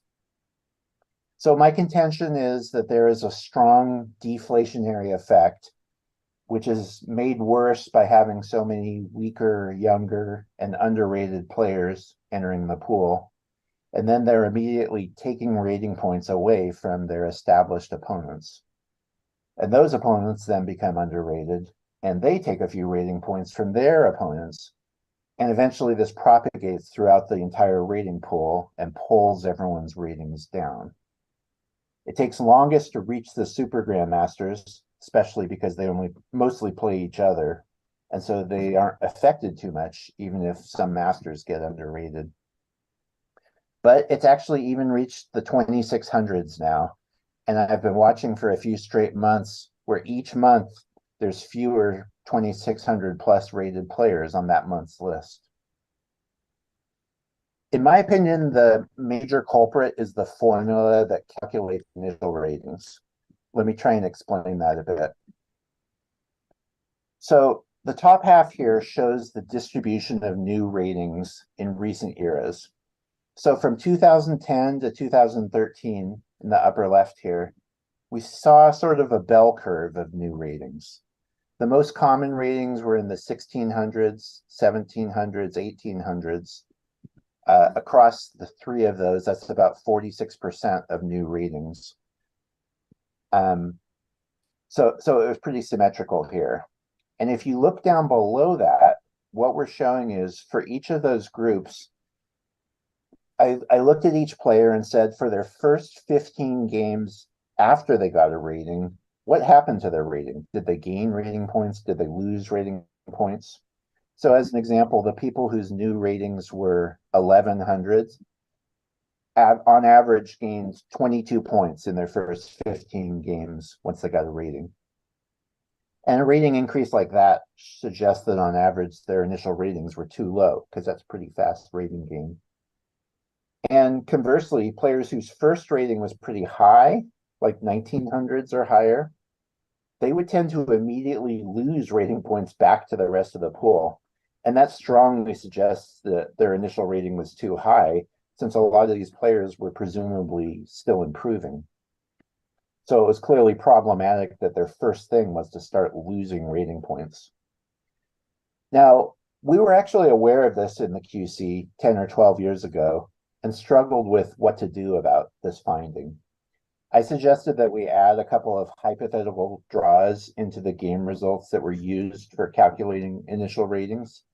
Because if everyone was given 2 extra draws against, say, 1600 level opponents, that would pull everyone's initial rating more towards the center. And there were concerns about this being kind of arbitrary and where would we get this magic number of 1600 from? So it felt kind of weird. And we eventually decided not to do it. But I do think we would probably be in a better place today with the ratings if we had done that. And that's why I advocated for it again this time. But if you look in way back 10 or 12 years ago, there was sort of an equilibrium in place. A bunch of players getting new ratings that were very low, and then they would take points from the pool. And a bunch of players with new ratings that were high, and they would give points to the rating pool. So they kind of canceled each other out. But then when we look more recently, since 2015, we see that balance is no longer there because we're getting way more players with extremely low initial ratings. And those players are still tending to gain rating points right away, especially the ones rated below 1200.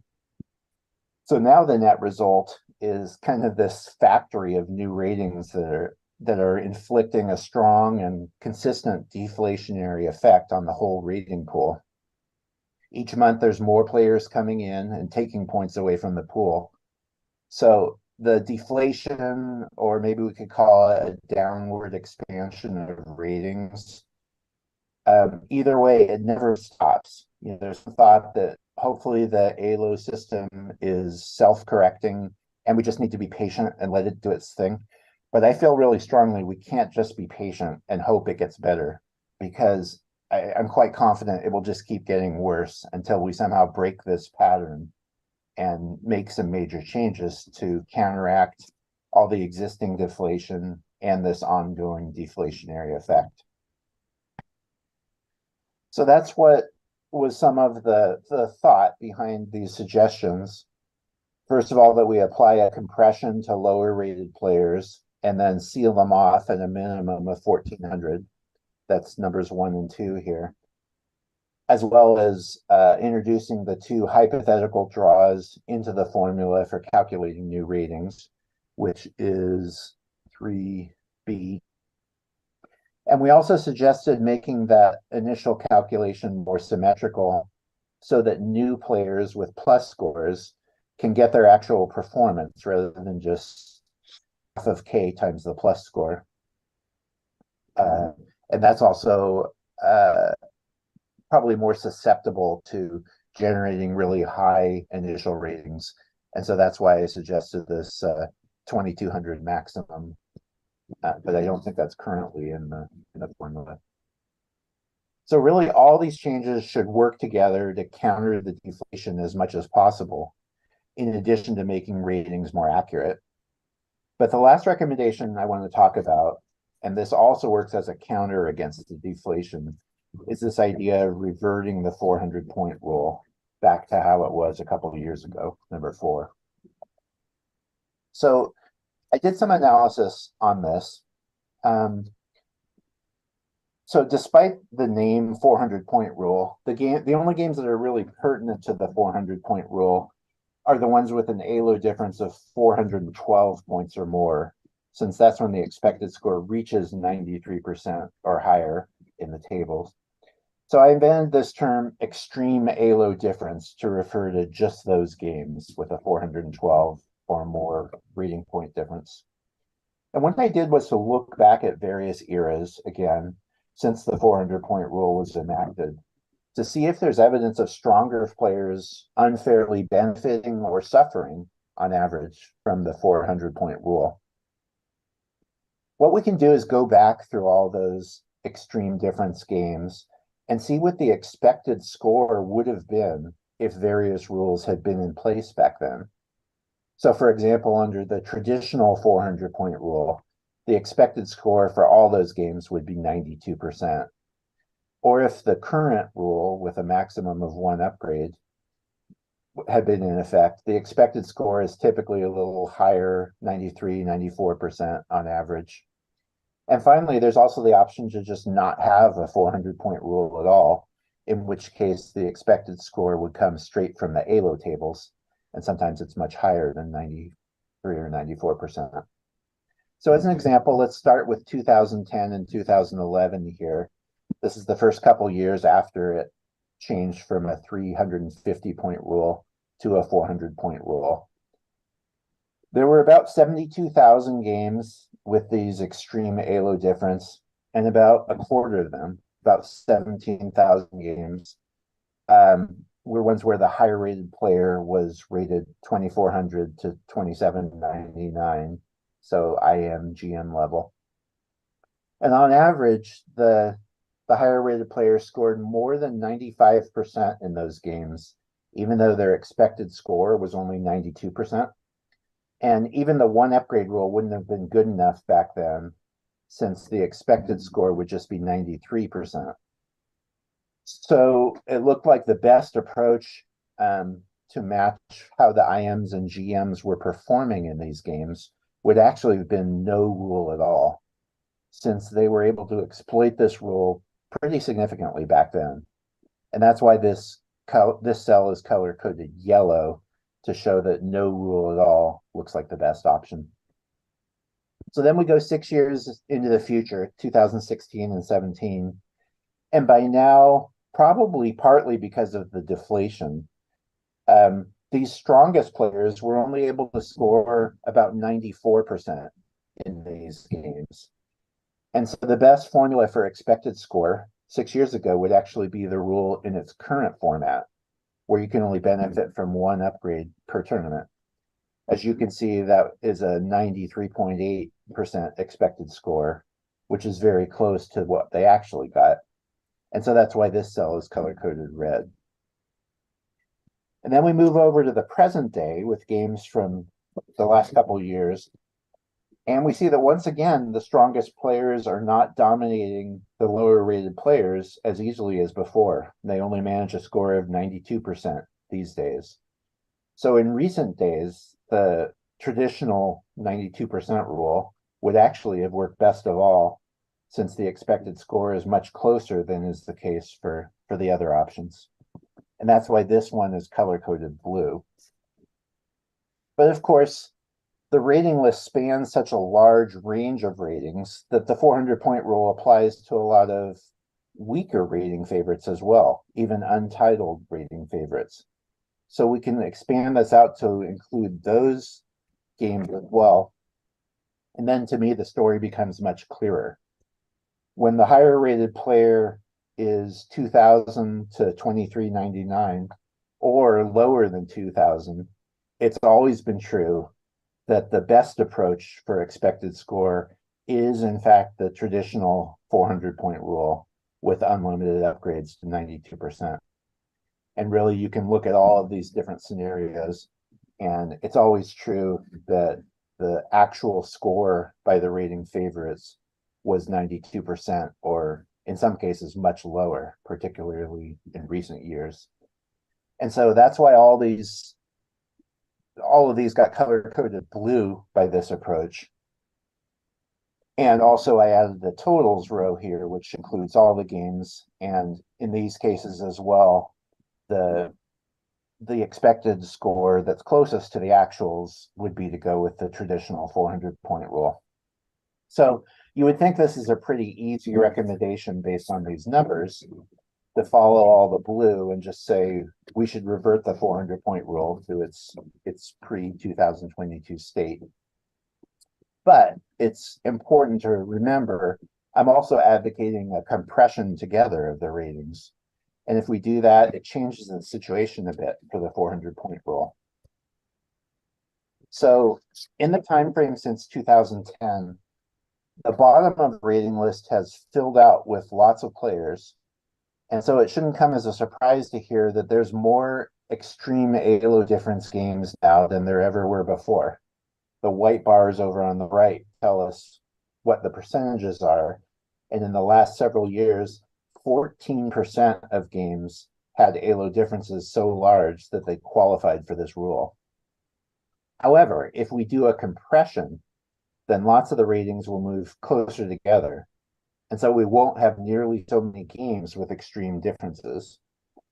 And in fact, it would drop down to only 4% of all games, as we can see from the very bottom row there. And so with all these ratings much closer together, does it impact the workings of the 400-point rule? And I checked this by running a simulation as though we did a compression 2 years ago at the start of 2022, and then looked to see what would happen with the ratings and these 400-point games, which of course is now only 4% of all games that would matter for the 400-point rule. And that's the simulated scenario over on the right. And we can see the color coding is still blue for all ranges of player rating, which indicates that even if a compression were to happen, the best choice for all strengths of the rating favorite would still be the traditional 400-point rule rather than the current rule or just eliminating it and using the tables. So I'm quite comfortable recommending that based on these numbers, at least, we should revert the 400-point rule back to its pre-2022 state. So overall, where do I think this will take us? We saw previously that the actual performance by rating favorites in the last couple of years fell quite short of the ALO expectation. As we've seen a couple of times, the white curve is much shallower than the black curve. But we can use simulations to explore this question of, well, what if we did this a couple of years ago already? What if we had implemented the compression and the changes to the calculations at the start of 2022? Where would we be now? Because we can look and see how players would have done relative to their simulated ALO predictions. And this really gives us a powerful way to project what we think will happen if we make all these changes. And so in this graph, the blue curve is what would happen if we do the full compression to 1400 minimum. And the green assumes we did more like a halfway compression only to 1200 minimum. And as you can see, these scenarios don't completely fix the whole deflation problem, but it looks like the halfway compression would take care of about 1/3 of the problem.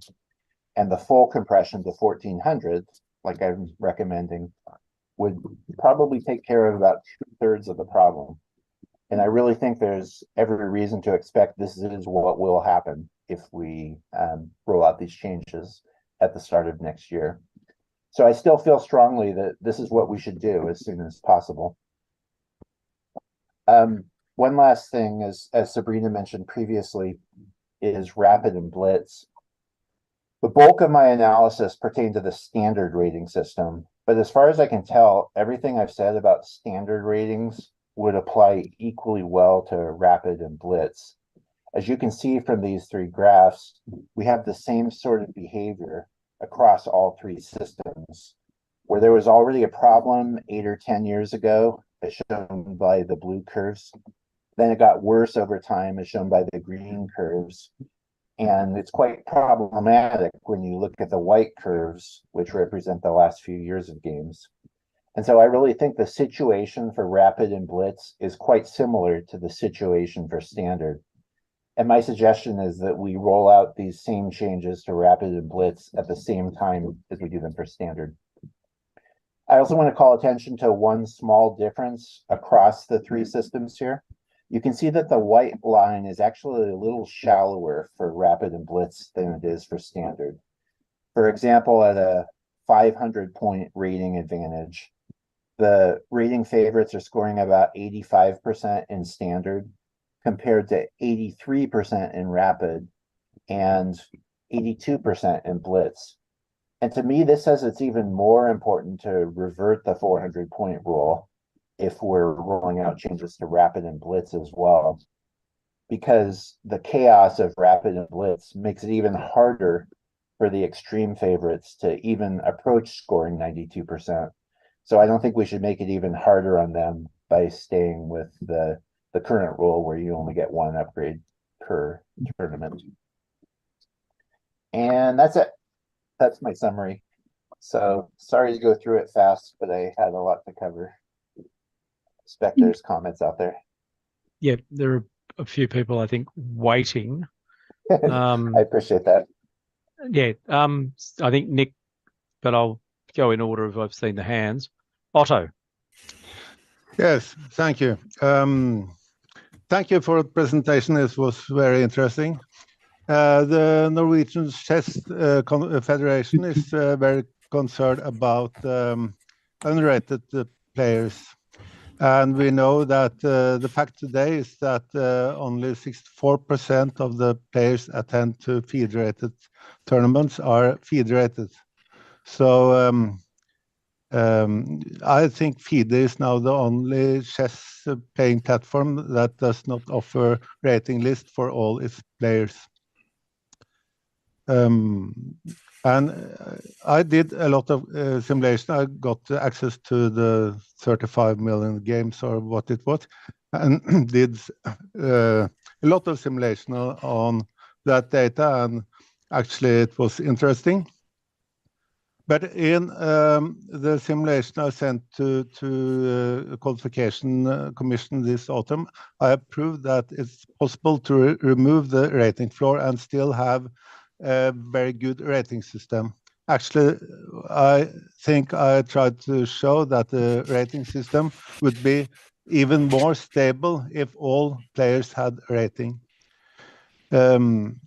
And it's also about the deflation.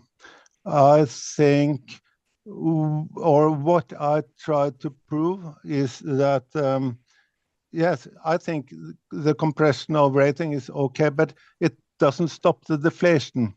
I showed that I tried to make what I called a deflation index and try to predict for the future how it would be. And I showed that the deflection will increase in the same rate as it does today. So we need other means to prevent deflation.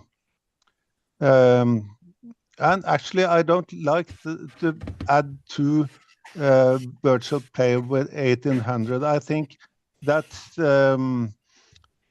the ratings should reflect their playing strength. And I think if you use new player in the means of preventing deflation, I think it's the wrong way to use the rating system. So I think a better idea is to have a means to add rating points into the bottom of the system to increase the pool of ratings such that you have a constant or zero deflation during the year. So in summary, I think we must have a rating system for all players, and we must have, of course, we must have a rating system that prevents further deflation. And in fact, we have to have rating that reflects the playing strength of the player. And I think maybe for this 1800 rule, I think it's the wrong way to fix the problem. Okay, thank you. Jonathan. Hi, I have two comments. One is, I'm not a statistician. I'm presuming that most people on the QC don't have the same statistical knowledge or anywhere near what Jeff has. So were there comments from people with high levels of statistical abilities who were negative towards your proposals, Jeff, and were they taken on board and modify, and did that modify your proposals that you're now presenting to us? Well, there were certainly some people who thought it was unwise to just do one simulation and say, hey, that looks better, let's go with that. And so they were suggesting that I try a lot more scenarios or a lot more simulations, that would be sort of a sounder methodology. And part of the reason there is I didn't, my proposal was 17 pages long as it was, and I didn't think it would be good to go through all the details that I had done. So I didn't really share all of the routes I took. That's really the only one that comes to mind. You know, I wouldn't really say I used some sophisticated statistical methodology to draw these conclusions. It was probably kind of simple math, really. But I think my answer is no. There wasn't really anyone who commented from a statistical standpoint. There were certainly people who didn't agree with the plan. And I think the most common objection was that we really aren't addressing the fact that it's a zero-sum game when juniors play each other. Kind of like what Otto was saying. There were some good comments from the Scottish Chess Federation, I think it was Douglas Bryson, that that what they do is use a higher expected score for the opponent. And so when two juniors play each other, they both get rating points, even if they have the same ratings. So some sort of thing like that to counter the deflation. I think those are definitely worth investigating, like what Sabrina said earlier. I think we should look into that. But okay, my second point or second query is, presumably by adding all these extra points in at the lower part of the to lower rated players, within a year or two, that extra amount of rating will start to float up towards the higher rated players, and presumably at that stage, then that people who are looking to achieve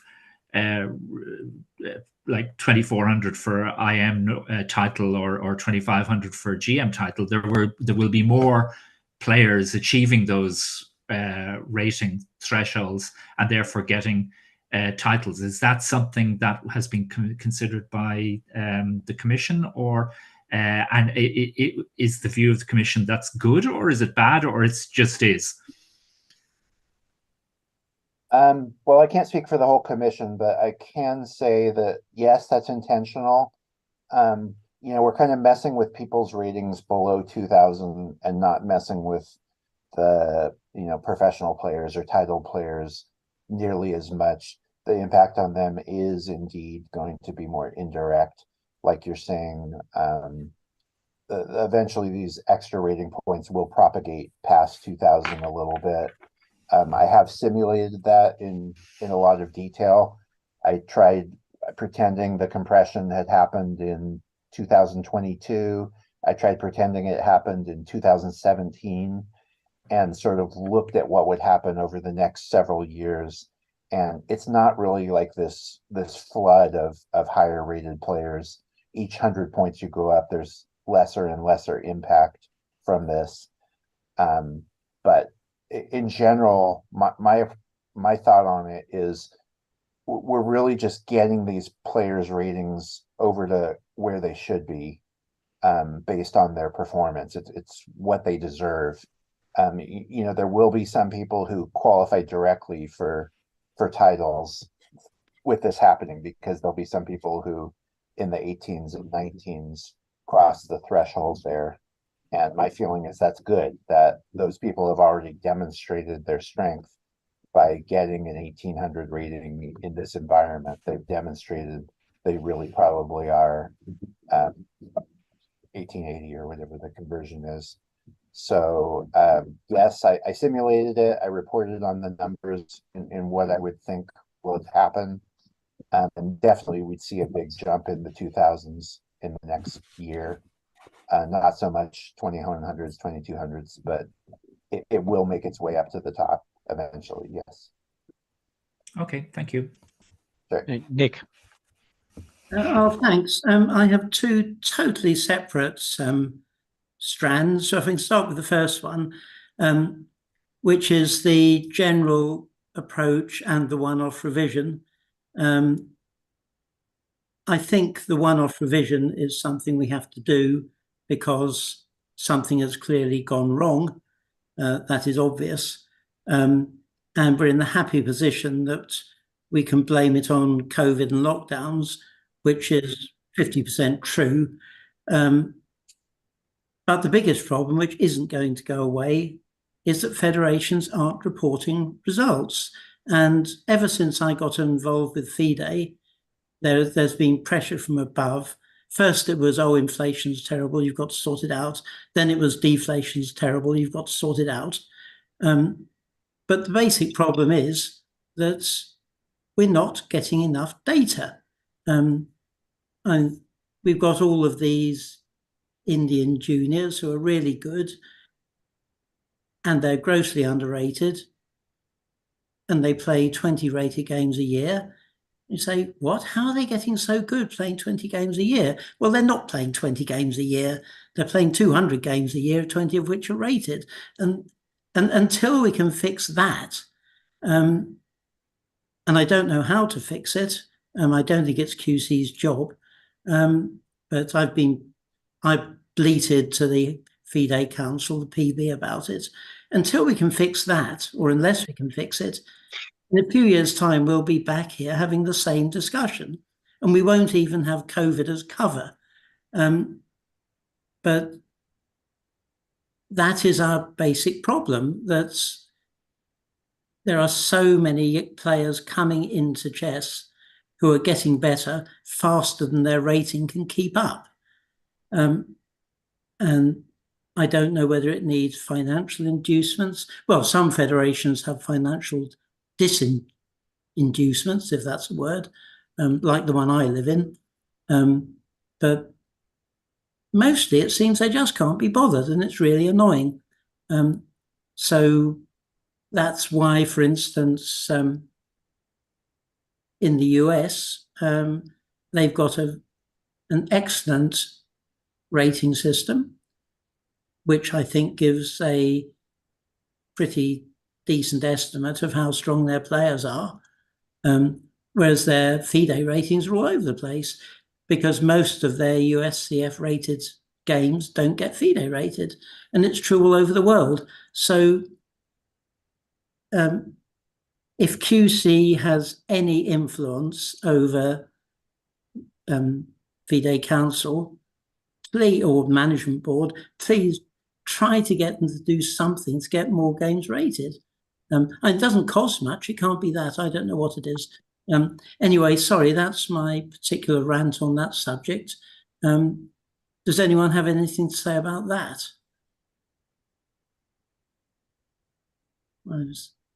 If I may, I can add that the lack of rated games constitute a problem also for the fair play analysis, because they are based on ratings which are not consistent. And in fact, the vast majority of inconsistent data regarding fair play are coming from federations which have a lot of tournaments, but most of them are rated. And it's really bad with juniors, because you send juniors abroad and they lose rating points because their ratings are fairly sensible, and they are playing all of their games against their peers whose ratings are not sensible, and it's very depressing. Should I go on to the next item, or is there anything else on this? Feel free to move on to your next.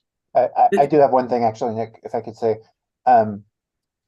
So there were some suggestions that we sort of make an assessment on an annual basis, have some sort of players from each federation who are identified as stable players or something, and look at their results and try and detect what's happening in some of these federations where the ratings are going off, and make some sort of more regular incremental correction to player ratings based on the evidence of what we see. So there are certainly things we can do to try and make our ratings respond more quickly to small amounts of evidence like that. It would start to drift away really from being an ALO system, and may not be the path we want to go. Yes, I mean, as you say, that's becoming a bit too black box, isn't it? And say you take Armenia, where I happen to know a lot of their players are massively underrated. So then you do something to all of the ARM players, except there's a few of them who live abroad and they're perfectly well rated. So you have to try and leave them out. I think it's just all too difficult. And you probably shouldn't do it anyway. But I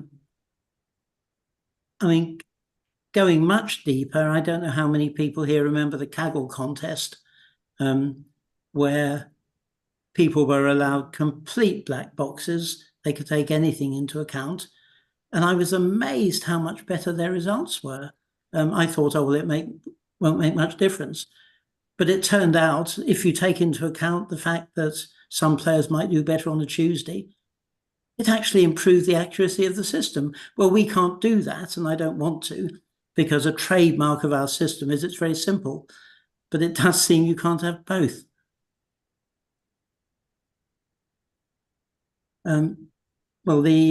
Okay, moving on to the other thing, which I'm afraid I feel very strongly about, is the 400-point rule. I thought one of the best results of my chairmanship was removing the unlimited 400-point rule because it had been so horribly abused. I do not know why any strong player would take part in a 10-player all-play-all with 9 players 1,000 points below them, other than to harvest rating points. I just don't. And I felt it had to stop. We had 2 open meetings with members of many federations and I've actually gone back and looked at one of the YouTubes, and there was very strong feeling that we had to do something about that. Now, Jeff, I understand your analysis, although one thing you only say the direction in which it would go, you don't say how significant it would be. I think in the new world, where 4% of the games you estimate will fall under this, and bear in mind, this doesn't mean that in 4% of the games you get nothing for beating a weaker opponent. It just means you might get 0.6 instead of 0.8, or different if k equals 20. So it won't make a lot of difference. And for me, the price of bringing back these point harvesting tournaments is not one that's worth paying. I think the difference will be very small, and it will bring back the awful things that we thought we got rid of. And as I say, that was the view of 2 meetings a few years ago. I'm not terribly impressed by these emails, because if you suggest a change that will benefit a small group and say, please send us an email if you like this or don't like it, you're going to get emails from the people who do like it. And I accept your analysis that on balance it makes, changes things from 95 to 94 in a good way, but that I don't think it's worth it. If we wanted to say, instead of having 1 upgrade instead of 2, which was voted on a few years back and didn't pass, I wouldn't mind going from 1 to 2, allowing every single game to be scored as a valuable win. I just think is wrong. Thank you. That's it. Jeff, do you have any reply there? Well, I don't know if there's other people who want to reply. I mean, I think for me, at least, the discussion had often been framed in terms of the IMs and GMs who could harvest rating points from exploiting the rule, and it was interesting to me to see how small a fraction of the games subject to the 400-point rule were actually involving players that strong. And so if we were to keep it like it currently is, it would be a disincentive for the strongest players to harvest rating points like that, but it would also put a larger burden on that much stronger group, the players who are really struggling to get even close to 80% in those games. And so it seems to me like a step in the wrong direction for that larger group, just to address a concern with a smaller group. But that's my main thing is I found it valuable to really see the percentages of who was actually playing in games like this. That's my main. But there's no point looking at the last few years, because the tournaments designed to harvest these points didn't happen. That's true. I mean, I also looked at earlier games where it was showing what the expected score was. I guess I would have to simulate earlier to do what you're saying. That's a good point. Okay. I think we are trying to hurry up the meeting at this point. Brian.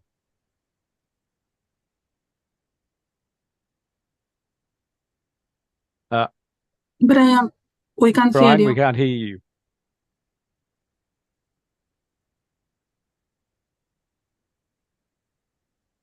You're not on mute, so there's something at your end.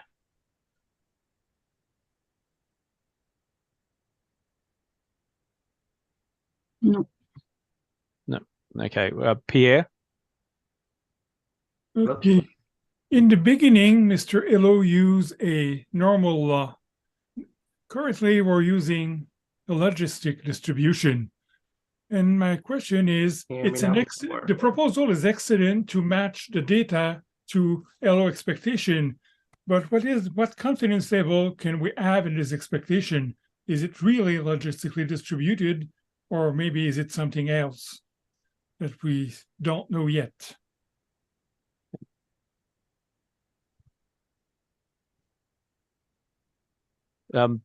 In terms of radical changes to the rating system methodology, I think it was outside the scope of the review. And one of the things that certainly I did when I sent out an email to everyone who contributed, I did point out that this is not the end point of this process, and that suggestions that may not have been accepted for this review as part of this review may still be considered when we revisit the effects of the changes that we've made. Jeff, do you want to add anything on that one?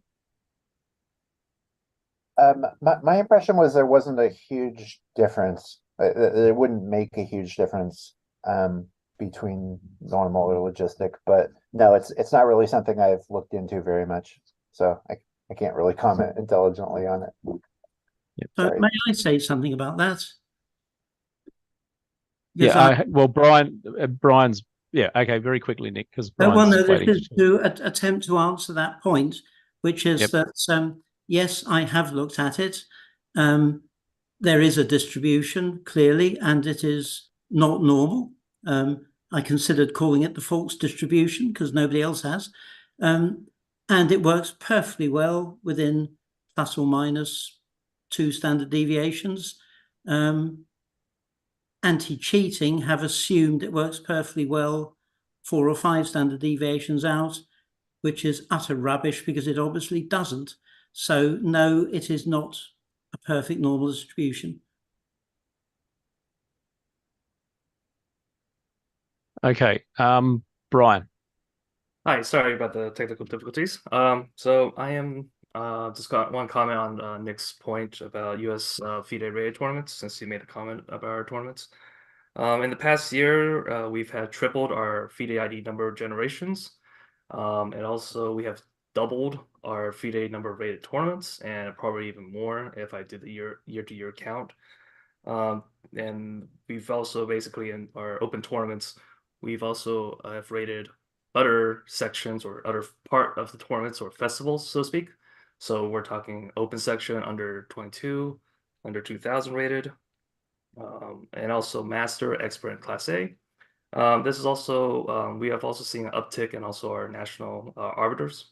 The procedure for USA to get certified is not to sign a piece of paper, but actually have to go under some training to become a national arbiter. So that's why I make a comment on Nick's point about USA not FIDE rating enough tournaments. But I think we are doing slowly but surely enough FIDE rated tournaments. So I'm sorry if that came across as critical. It wasn't intended.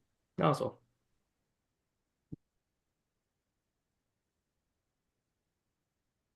Okay, Sabrina. Yes. Back to you. Well, yes, I don't know. We said that we wanted to hear the opinion of the meeting about the 400 points rule. I think, I don't know, but we have Chef's opinion. He said that the 400-point rule should apply to all the games. And we also have a lot of emails supporting to go back. So I think that we must revert also for social reasons, because it's making people stop playing. That is real. So I don't know if somebody else want to share opinion on that. Well, my opinion will be also to come back to the previous way, where you had the 400 rule apply in every game. Thank you.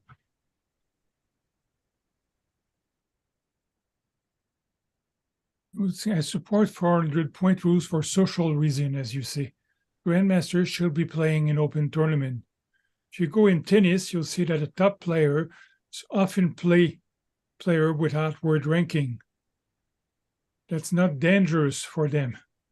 But in chess, it's dangerous for 2800 to play an unrated player, or not rated, not play 1200, it will be very dangerous. You will be losing too many points if they happen. Even a draw is quite catastrophic for them. So but it's for social reason, not for scientific reason related to, even though there are very good reasons. The presentation was very compelling. It's a good way to fight deflation. But is 2 free games not enough per tournament? Maybe in some cases not. For example, I was thinking in national championships, for example, if you want to be the champion of your country and you don't have a strong opposition, let's say, and you want to play. And also, in youth tournaments, in junior tournaments, that they want to play to be the champion of the category, for example, and they are playing against maybe very low rated players, somebody that is strong. So that difference can happen. But already 400 is the new 600 under our changes in junior tournaments. Sorry? Well, somebody who used to be 1,000 is now 1,400. So we have the compression already. 400 is not what 400 used to be. Yes, that could help a bit, but maybe not enough.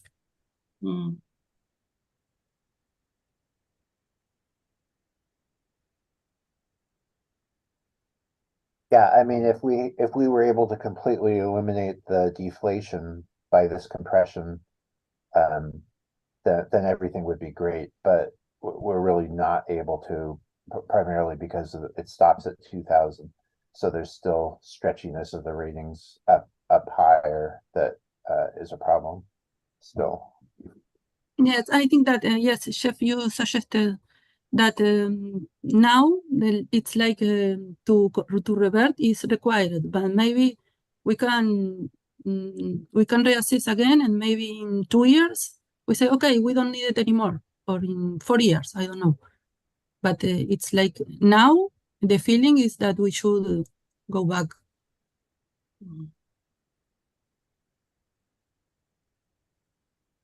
Can I Yes. say? Okay. Yeah, I'm totally support all Jeff recommendations. It's a huge analysis, huge ideas, and just a great job. And I talked about that about 2 years ago, and these ideas, and about 400 rules. It's definitely we need to remove that rule, because situation became very terrible.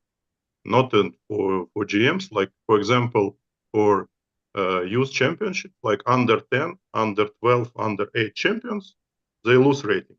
Like, and under 10 champion was 1900 player from France, 1900 player. He scored 9 out of 11, won world under 10 championship, and he lose rate because all kids from all over the world was more than like 1500, 1600. Even winners of the tournament, not some plus, no, like player who score a good result. Even winner of the tournament lose his poor 1900. It's situation with this rule. It's like just became very bad. And a lot of strong players talk about the, like we saw in many open tournaments in last rounds, people just don't come to the last round because they play against player without chance to win any rating. But in case of draw or lose, they can lose. And we have a lot of cases when people just not come to play last round. Just it's not good for chess. So I totally support removing the rule. Thank you. Yes, and also it's like we should not have a regulation because we have 5 players doing something wrong. So because all of the players are playing normally, let's say, and we have 3 or 4 or 5 doing something that it's not fair, let's say, and we are making a regulation just for only a few players. And also I think that if someone tries to gain the system, but by playing in that tournament, we can adjust his rating. We can do it. That I think that is not a problem.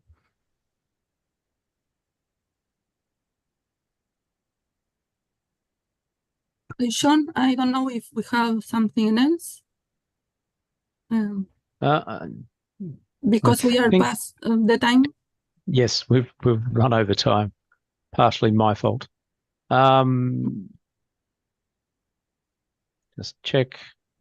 There was agenda item title applications. I'm not sure whether we're discussing that. Well, no, it's we will publish the suggestions. Okay. And there's the coverall other. Any other issues that people wish to raise?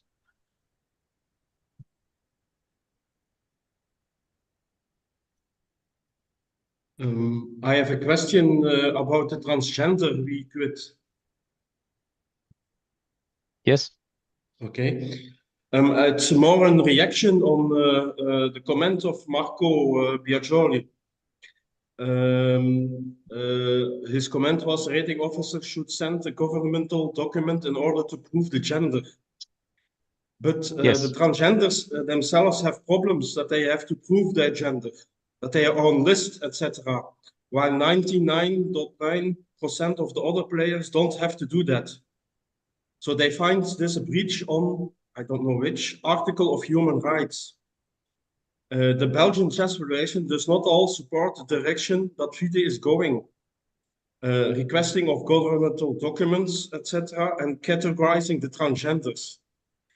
What you see now, correction, what the BSV has seen is that players re-affiliate again. In one case, we found for one player 2 Belgian IDs. The best case is that I found that for one player, there were 2 FIDE IDs, one male FIDE ID of the Belgian FIDE Federation and one female FIDE ID of the French FIDE Federation. So 2 FIDE IDs for the same person. So, and the reason that is in France, there's a community and they group together. My opinion, there must be worldwide more of those cases. May I say just one word about this, about documents? Yes, of course. Yes. Okay, the point is this. In the moment that you register a player into the FIDE rating server, you must have a document of him to register. I mean, the Italian Chess Federation, for example, is registering upon having a document, not upon having just a name. I mean, I cannot go to any chess federation, I think, saying, please register myself without giving a document. And the chess, because the same is for the name, for the birthday, and a lot of information that you input. So in the moment that you register a player, you register him according to the gender that is displayed on this document. If afterwards there is the need to change it, it should be changed only basing on a new document. Because when a person transitions to another gender, then his documents or her documents are changed accordingly. So when there is, I don't know if it is an administrative body, if it is a judicial body in Belgium that allows the gender to be changed, new documents are issued and then they have new documents.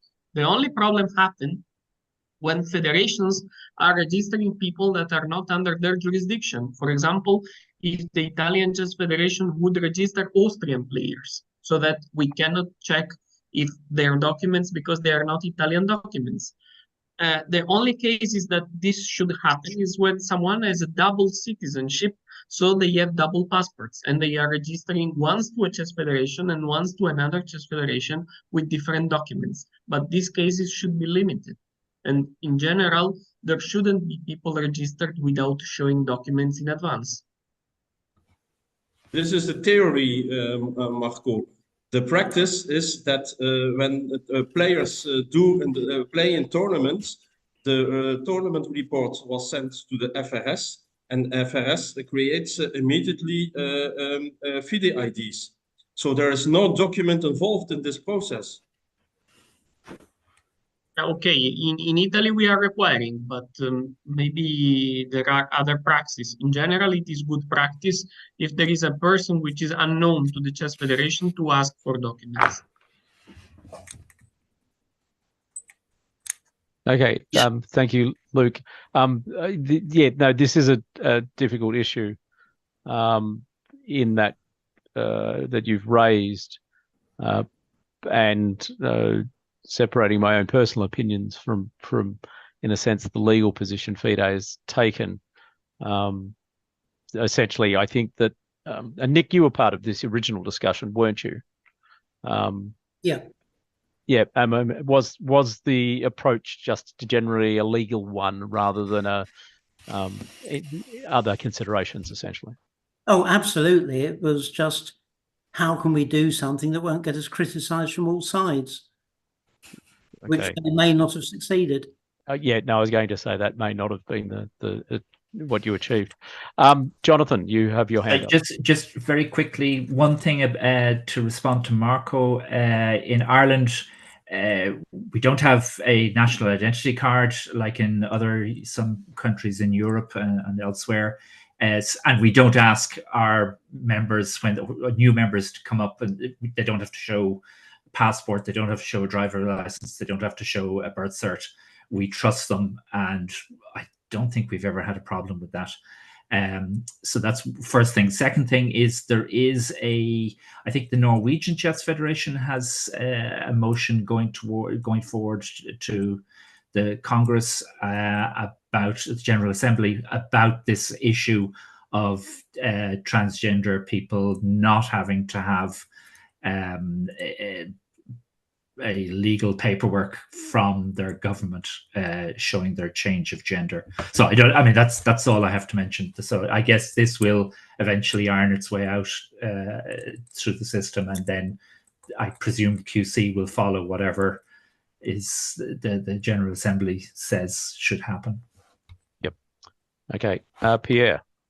Yes, locally there is something called non-binary. The people who do not identify to either man or woman, and the government have begun to issue official document with X as sex to non-binary person. So they are neither male nor female. Of course, from a chess point of view, they go to the open section, as far as I'm concerned, not the women's section. But and then there is a strong warning by the government that there are countries in the world in which you will not be able to enter with X as a sex. Country in which LGBTQ plus is criminal will not let you enter. They'll turn you back. But it still exists. I don't know if QC has to be concerned about the sex X.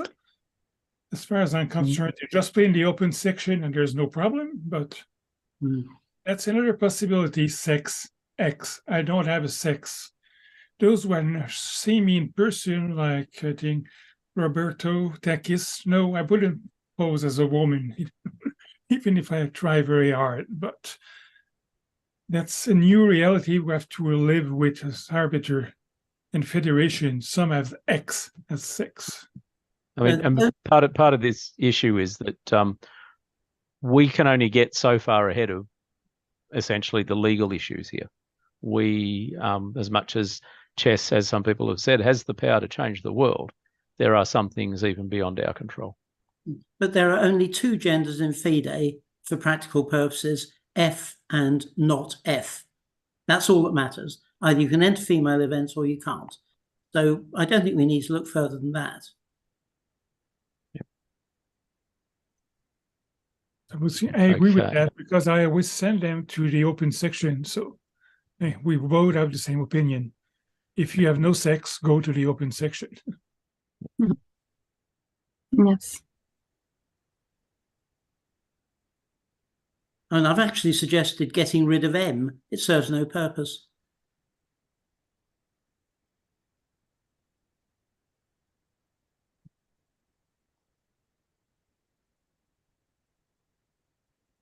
Okay. Anything else? No? Okay. Then thank you all for your participation, and take care, and thank you very much, and goodbye. And see you in another meeting maybe. Yeah. Thank you. Bye. Thank Bye. you. Thank you very much. Bye. Thanks, everyone. Bye. Cheerio. Thank you. Bye. Thank you. Bye. Goodbye.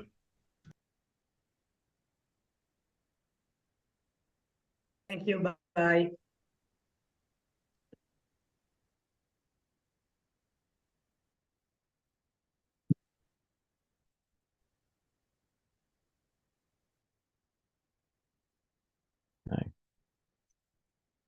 Right, about to close the meeting. So thank you for the remaining few here. Okay. And thank you for your contributions.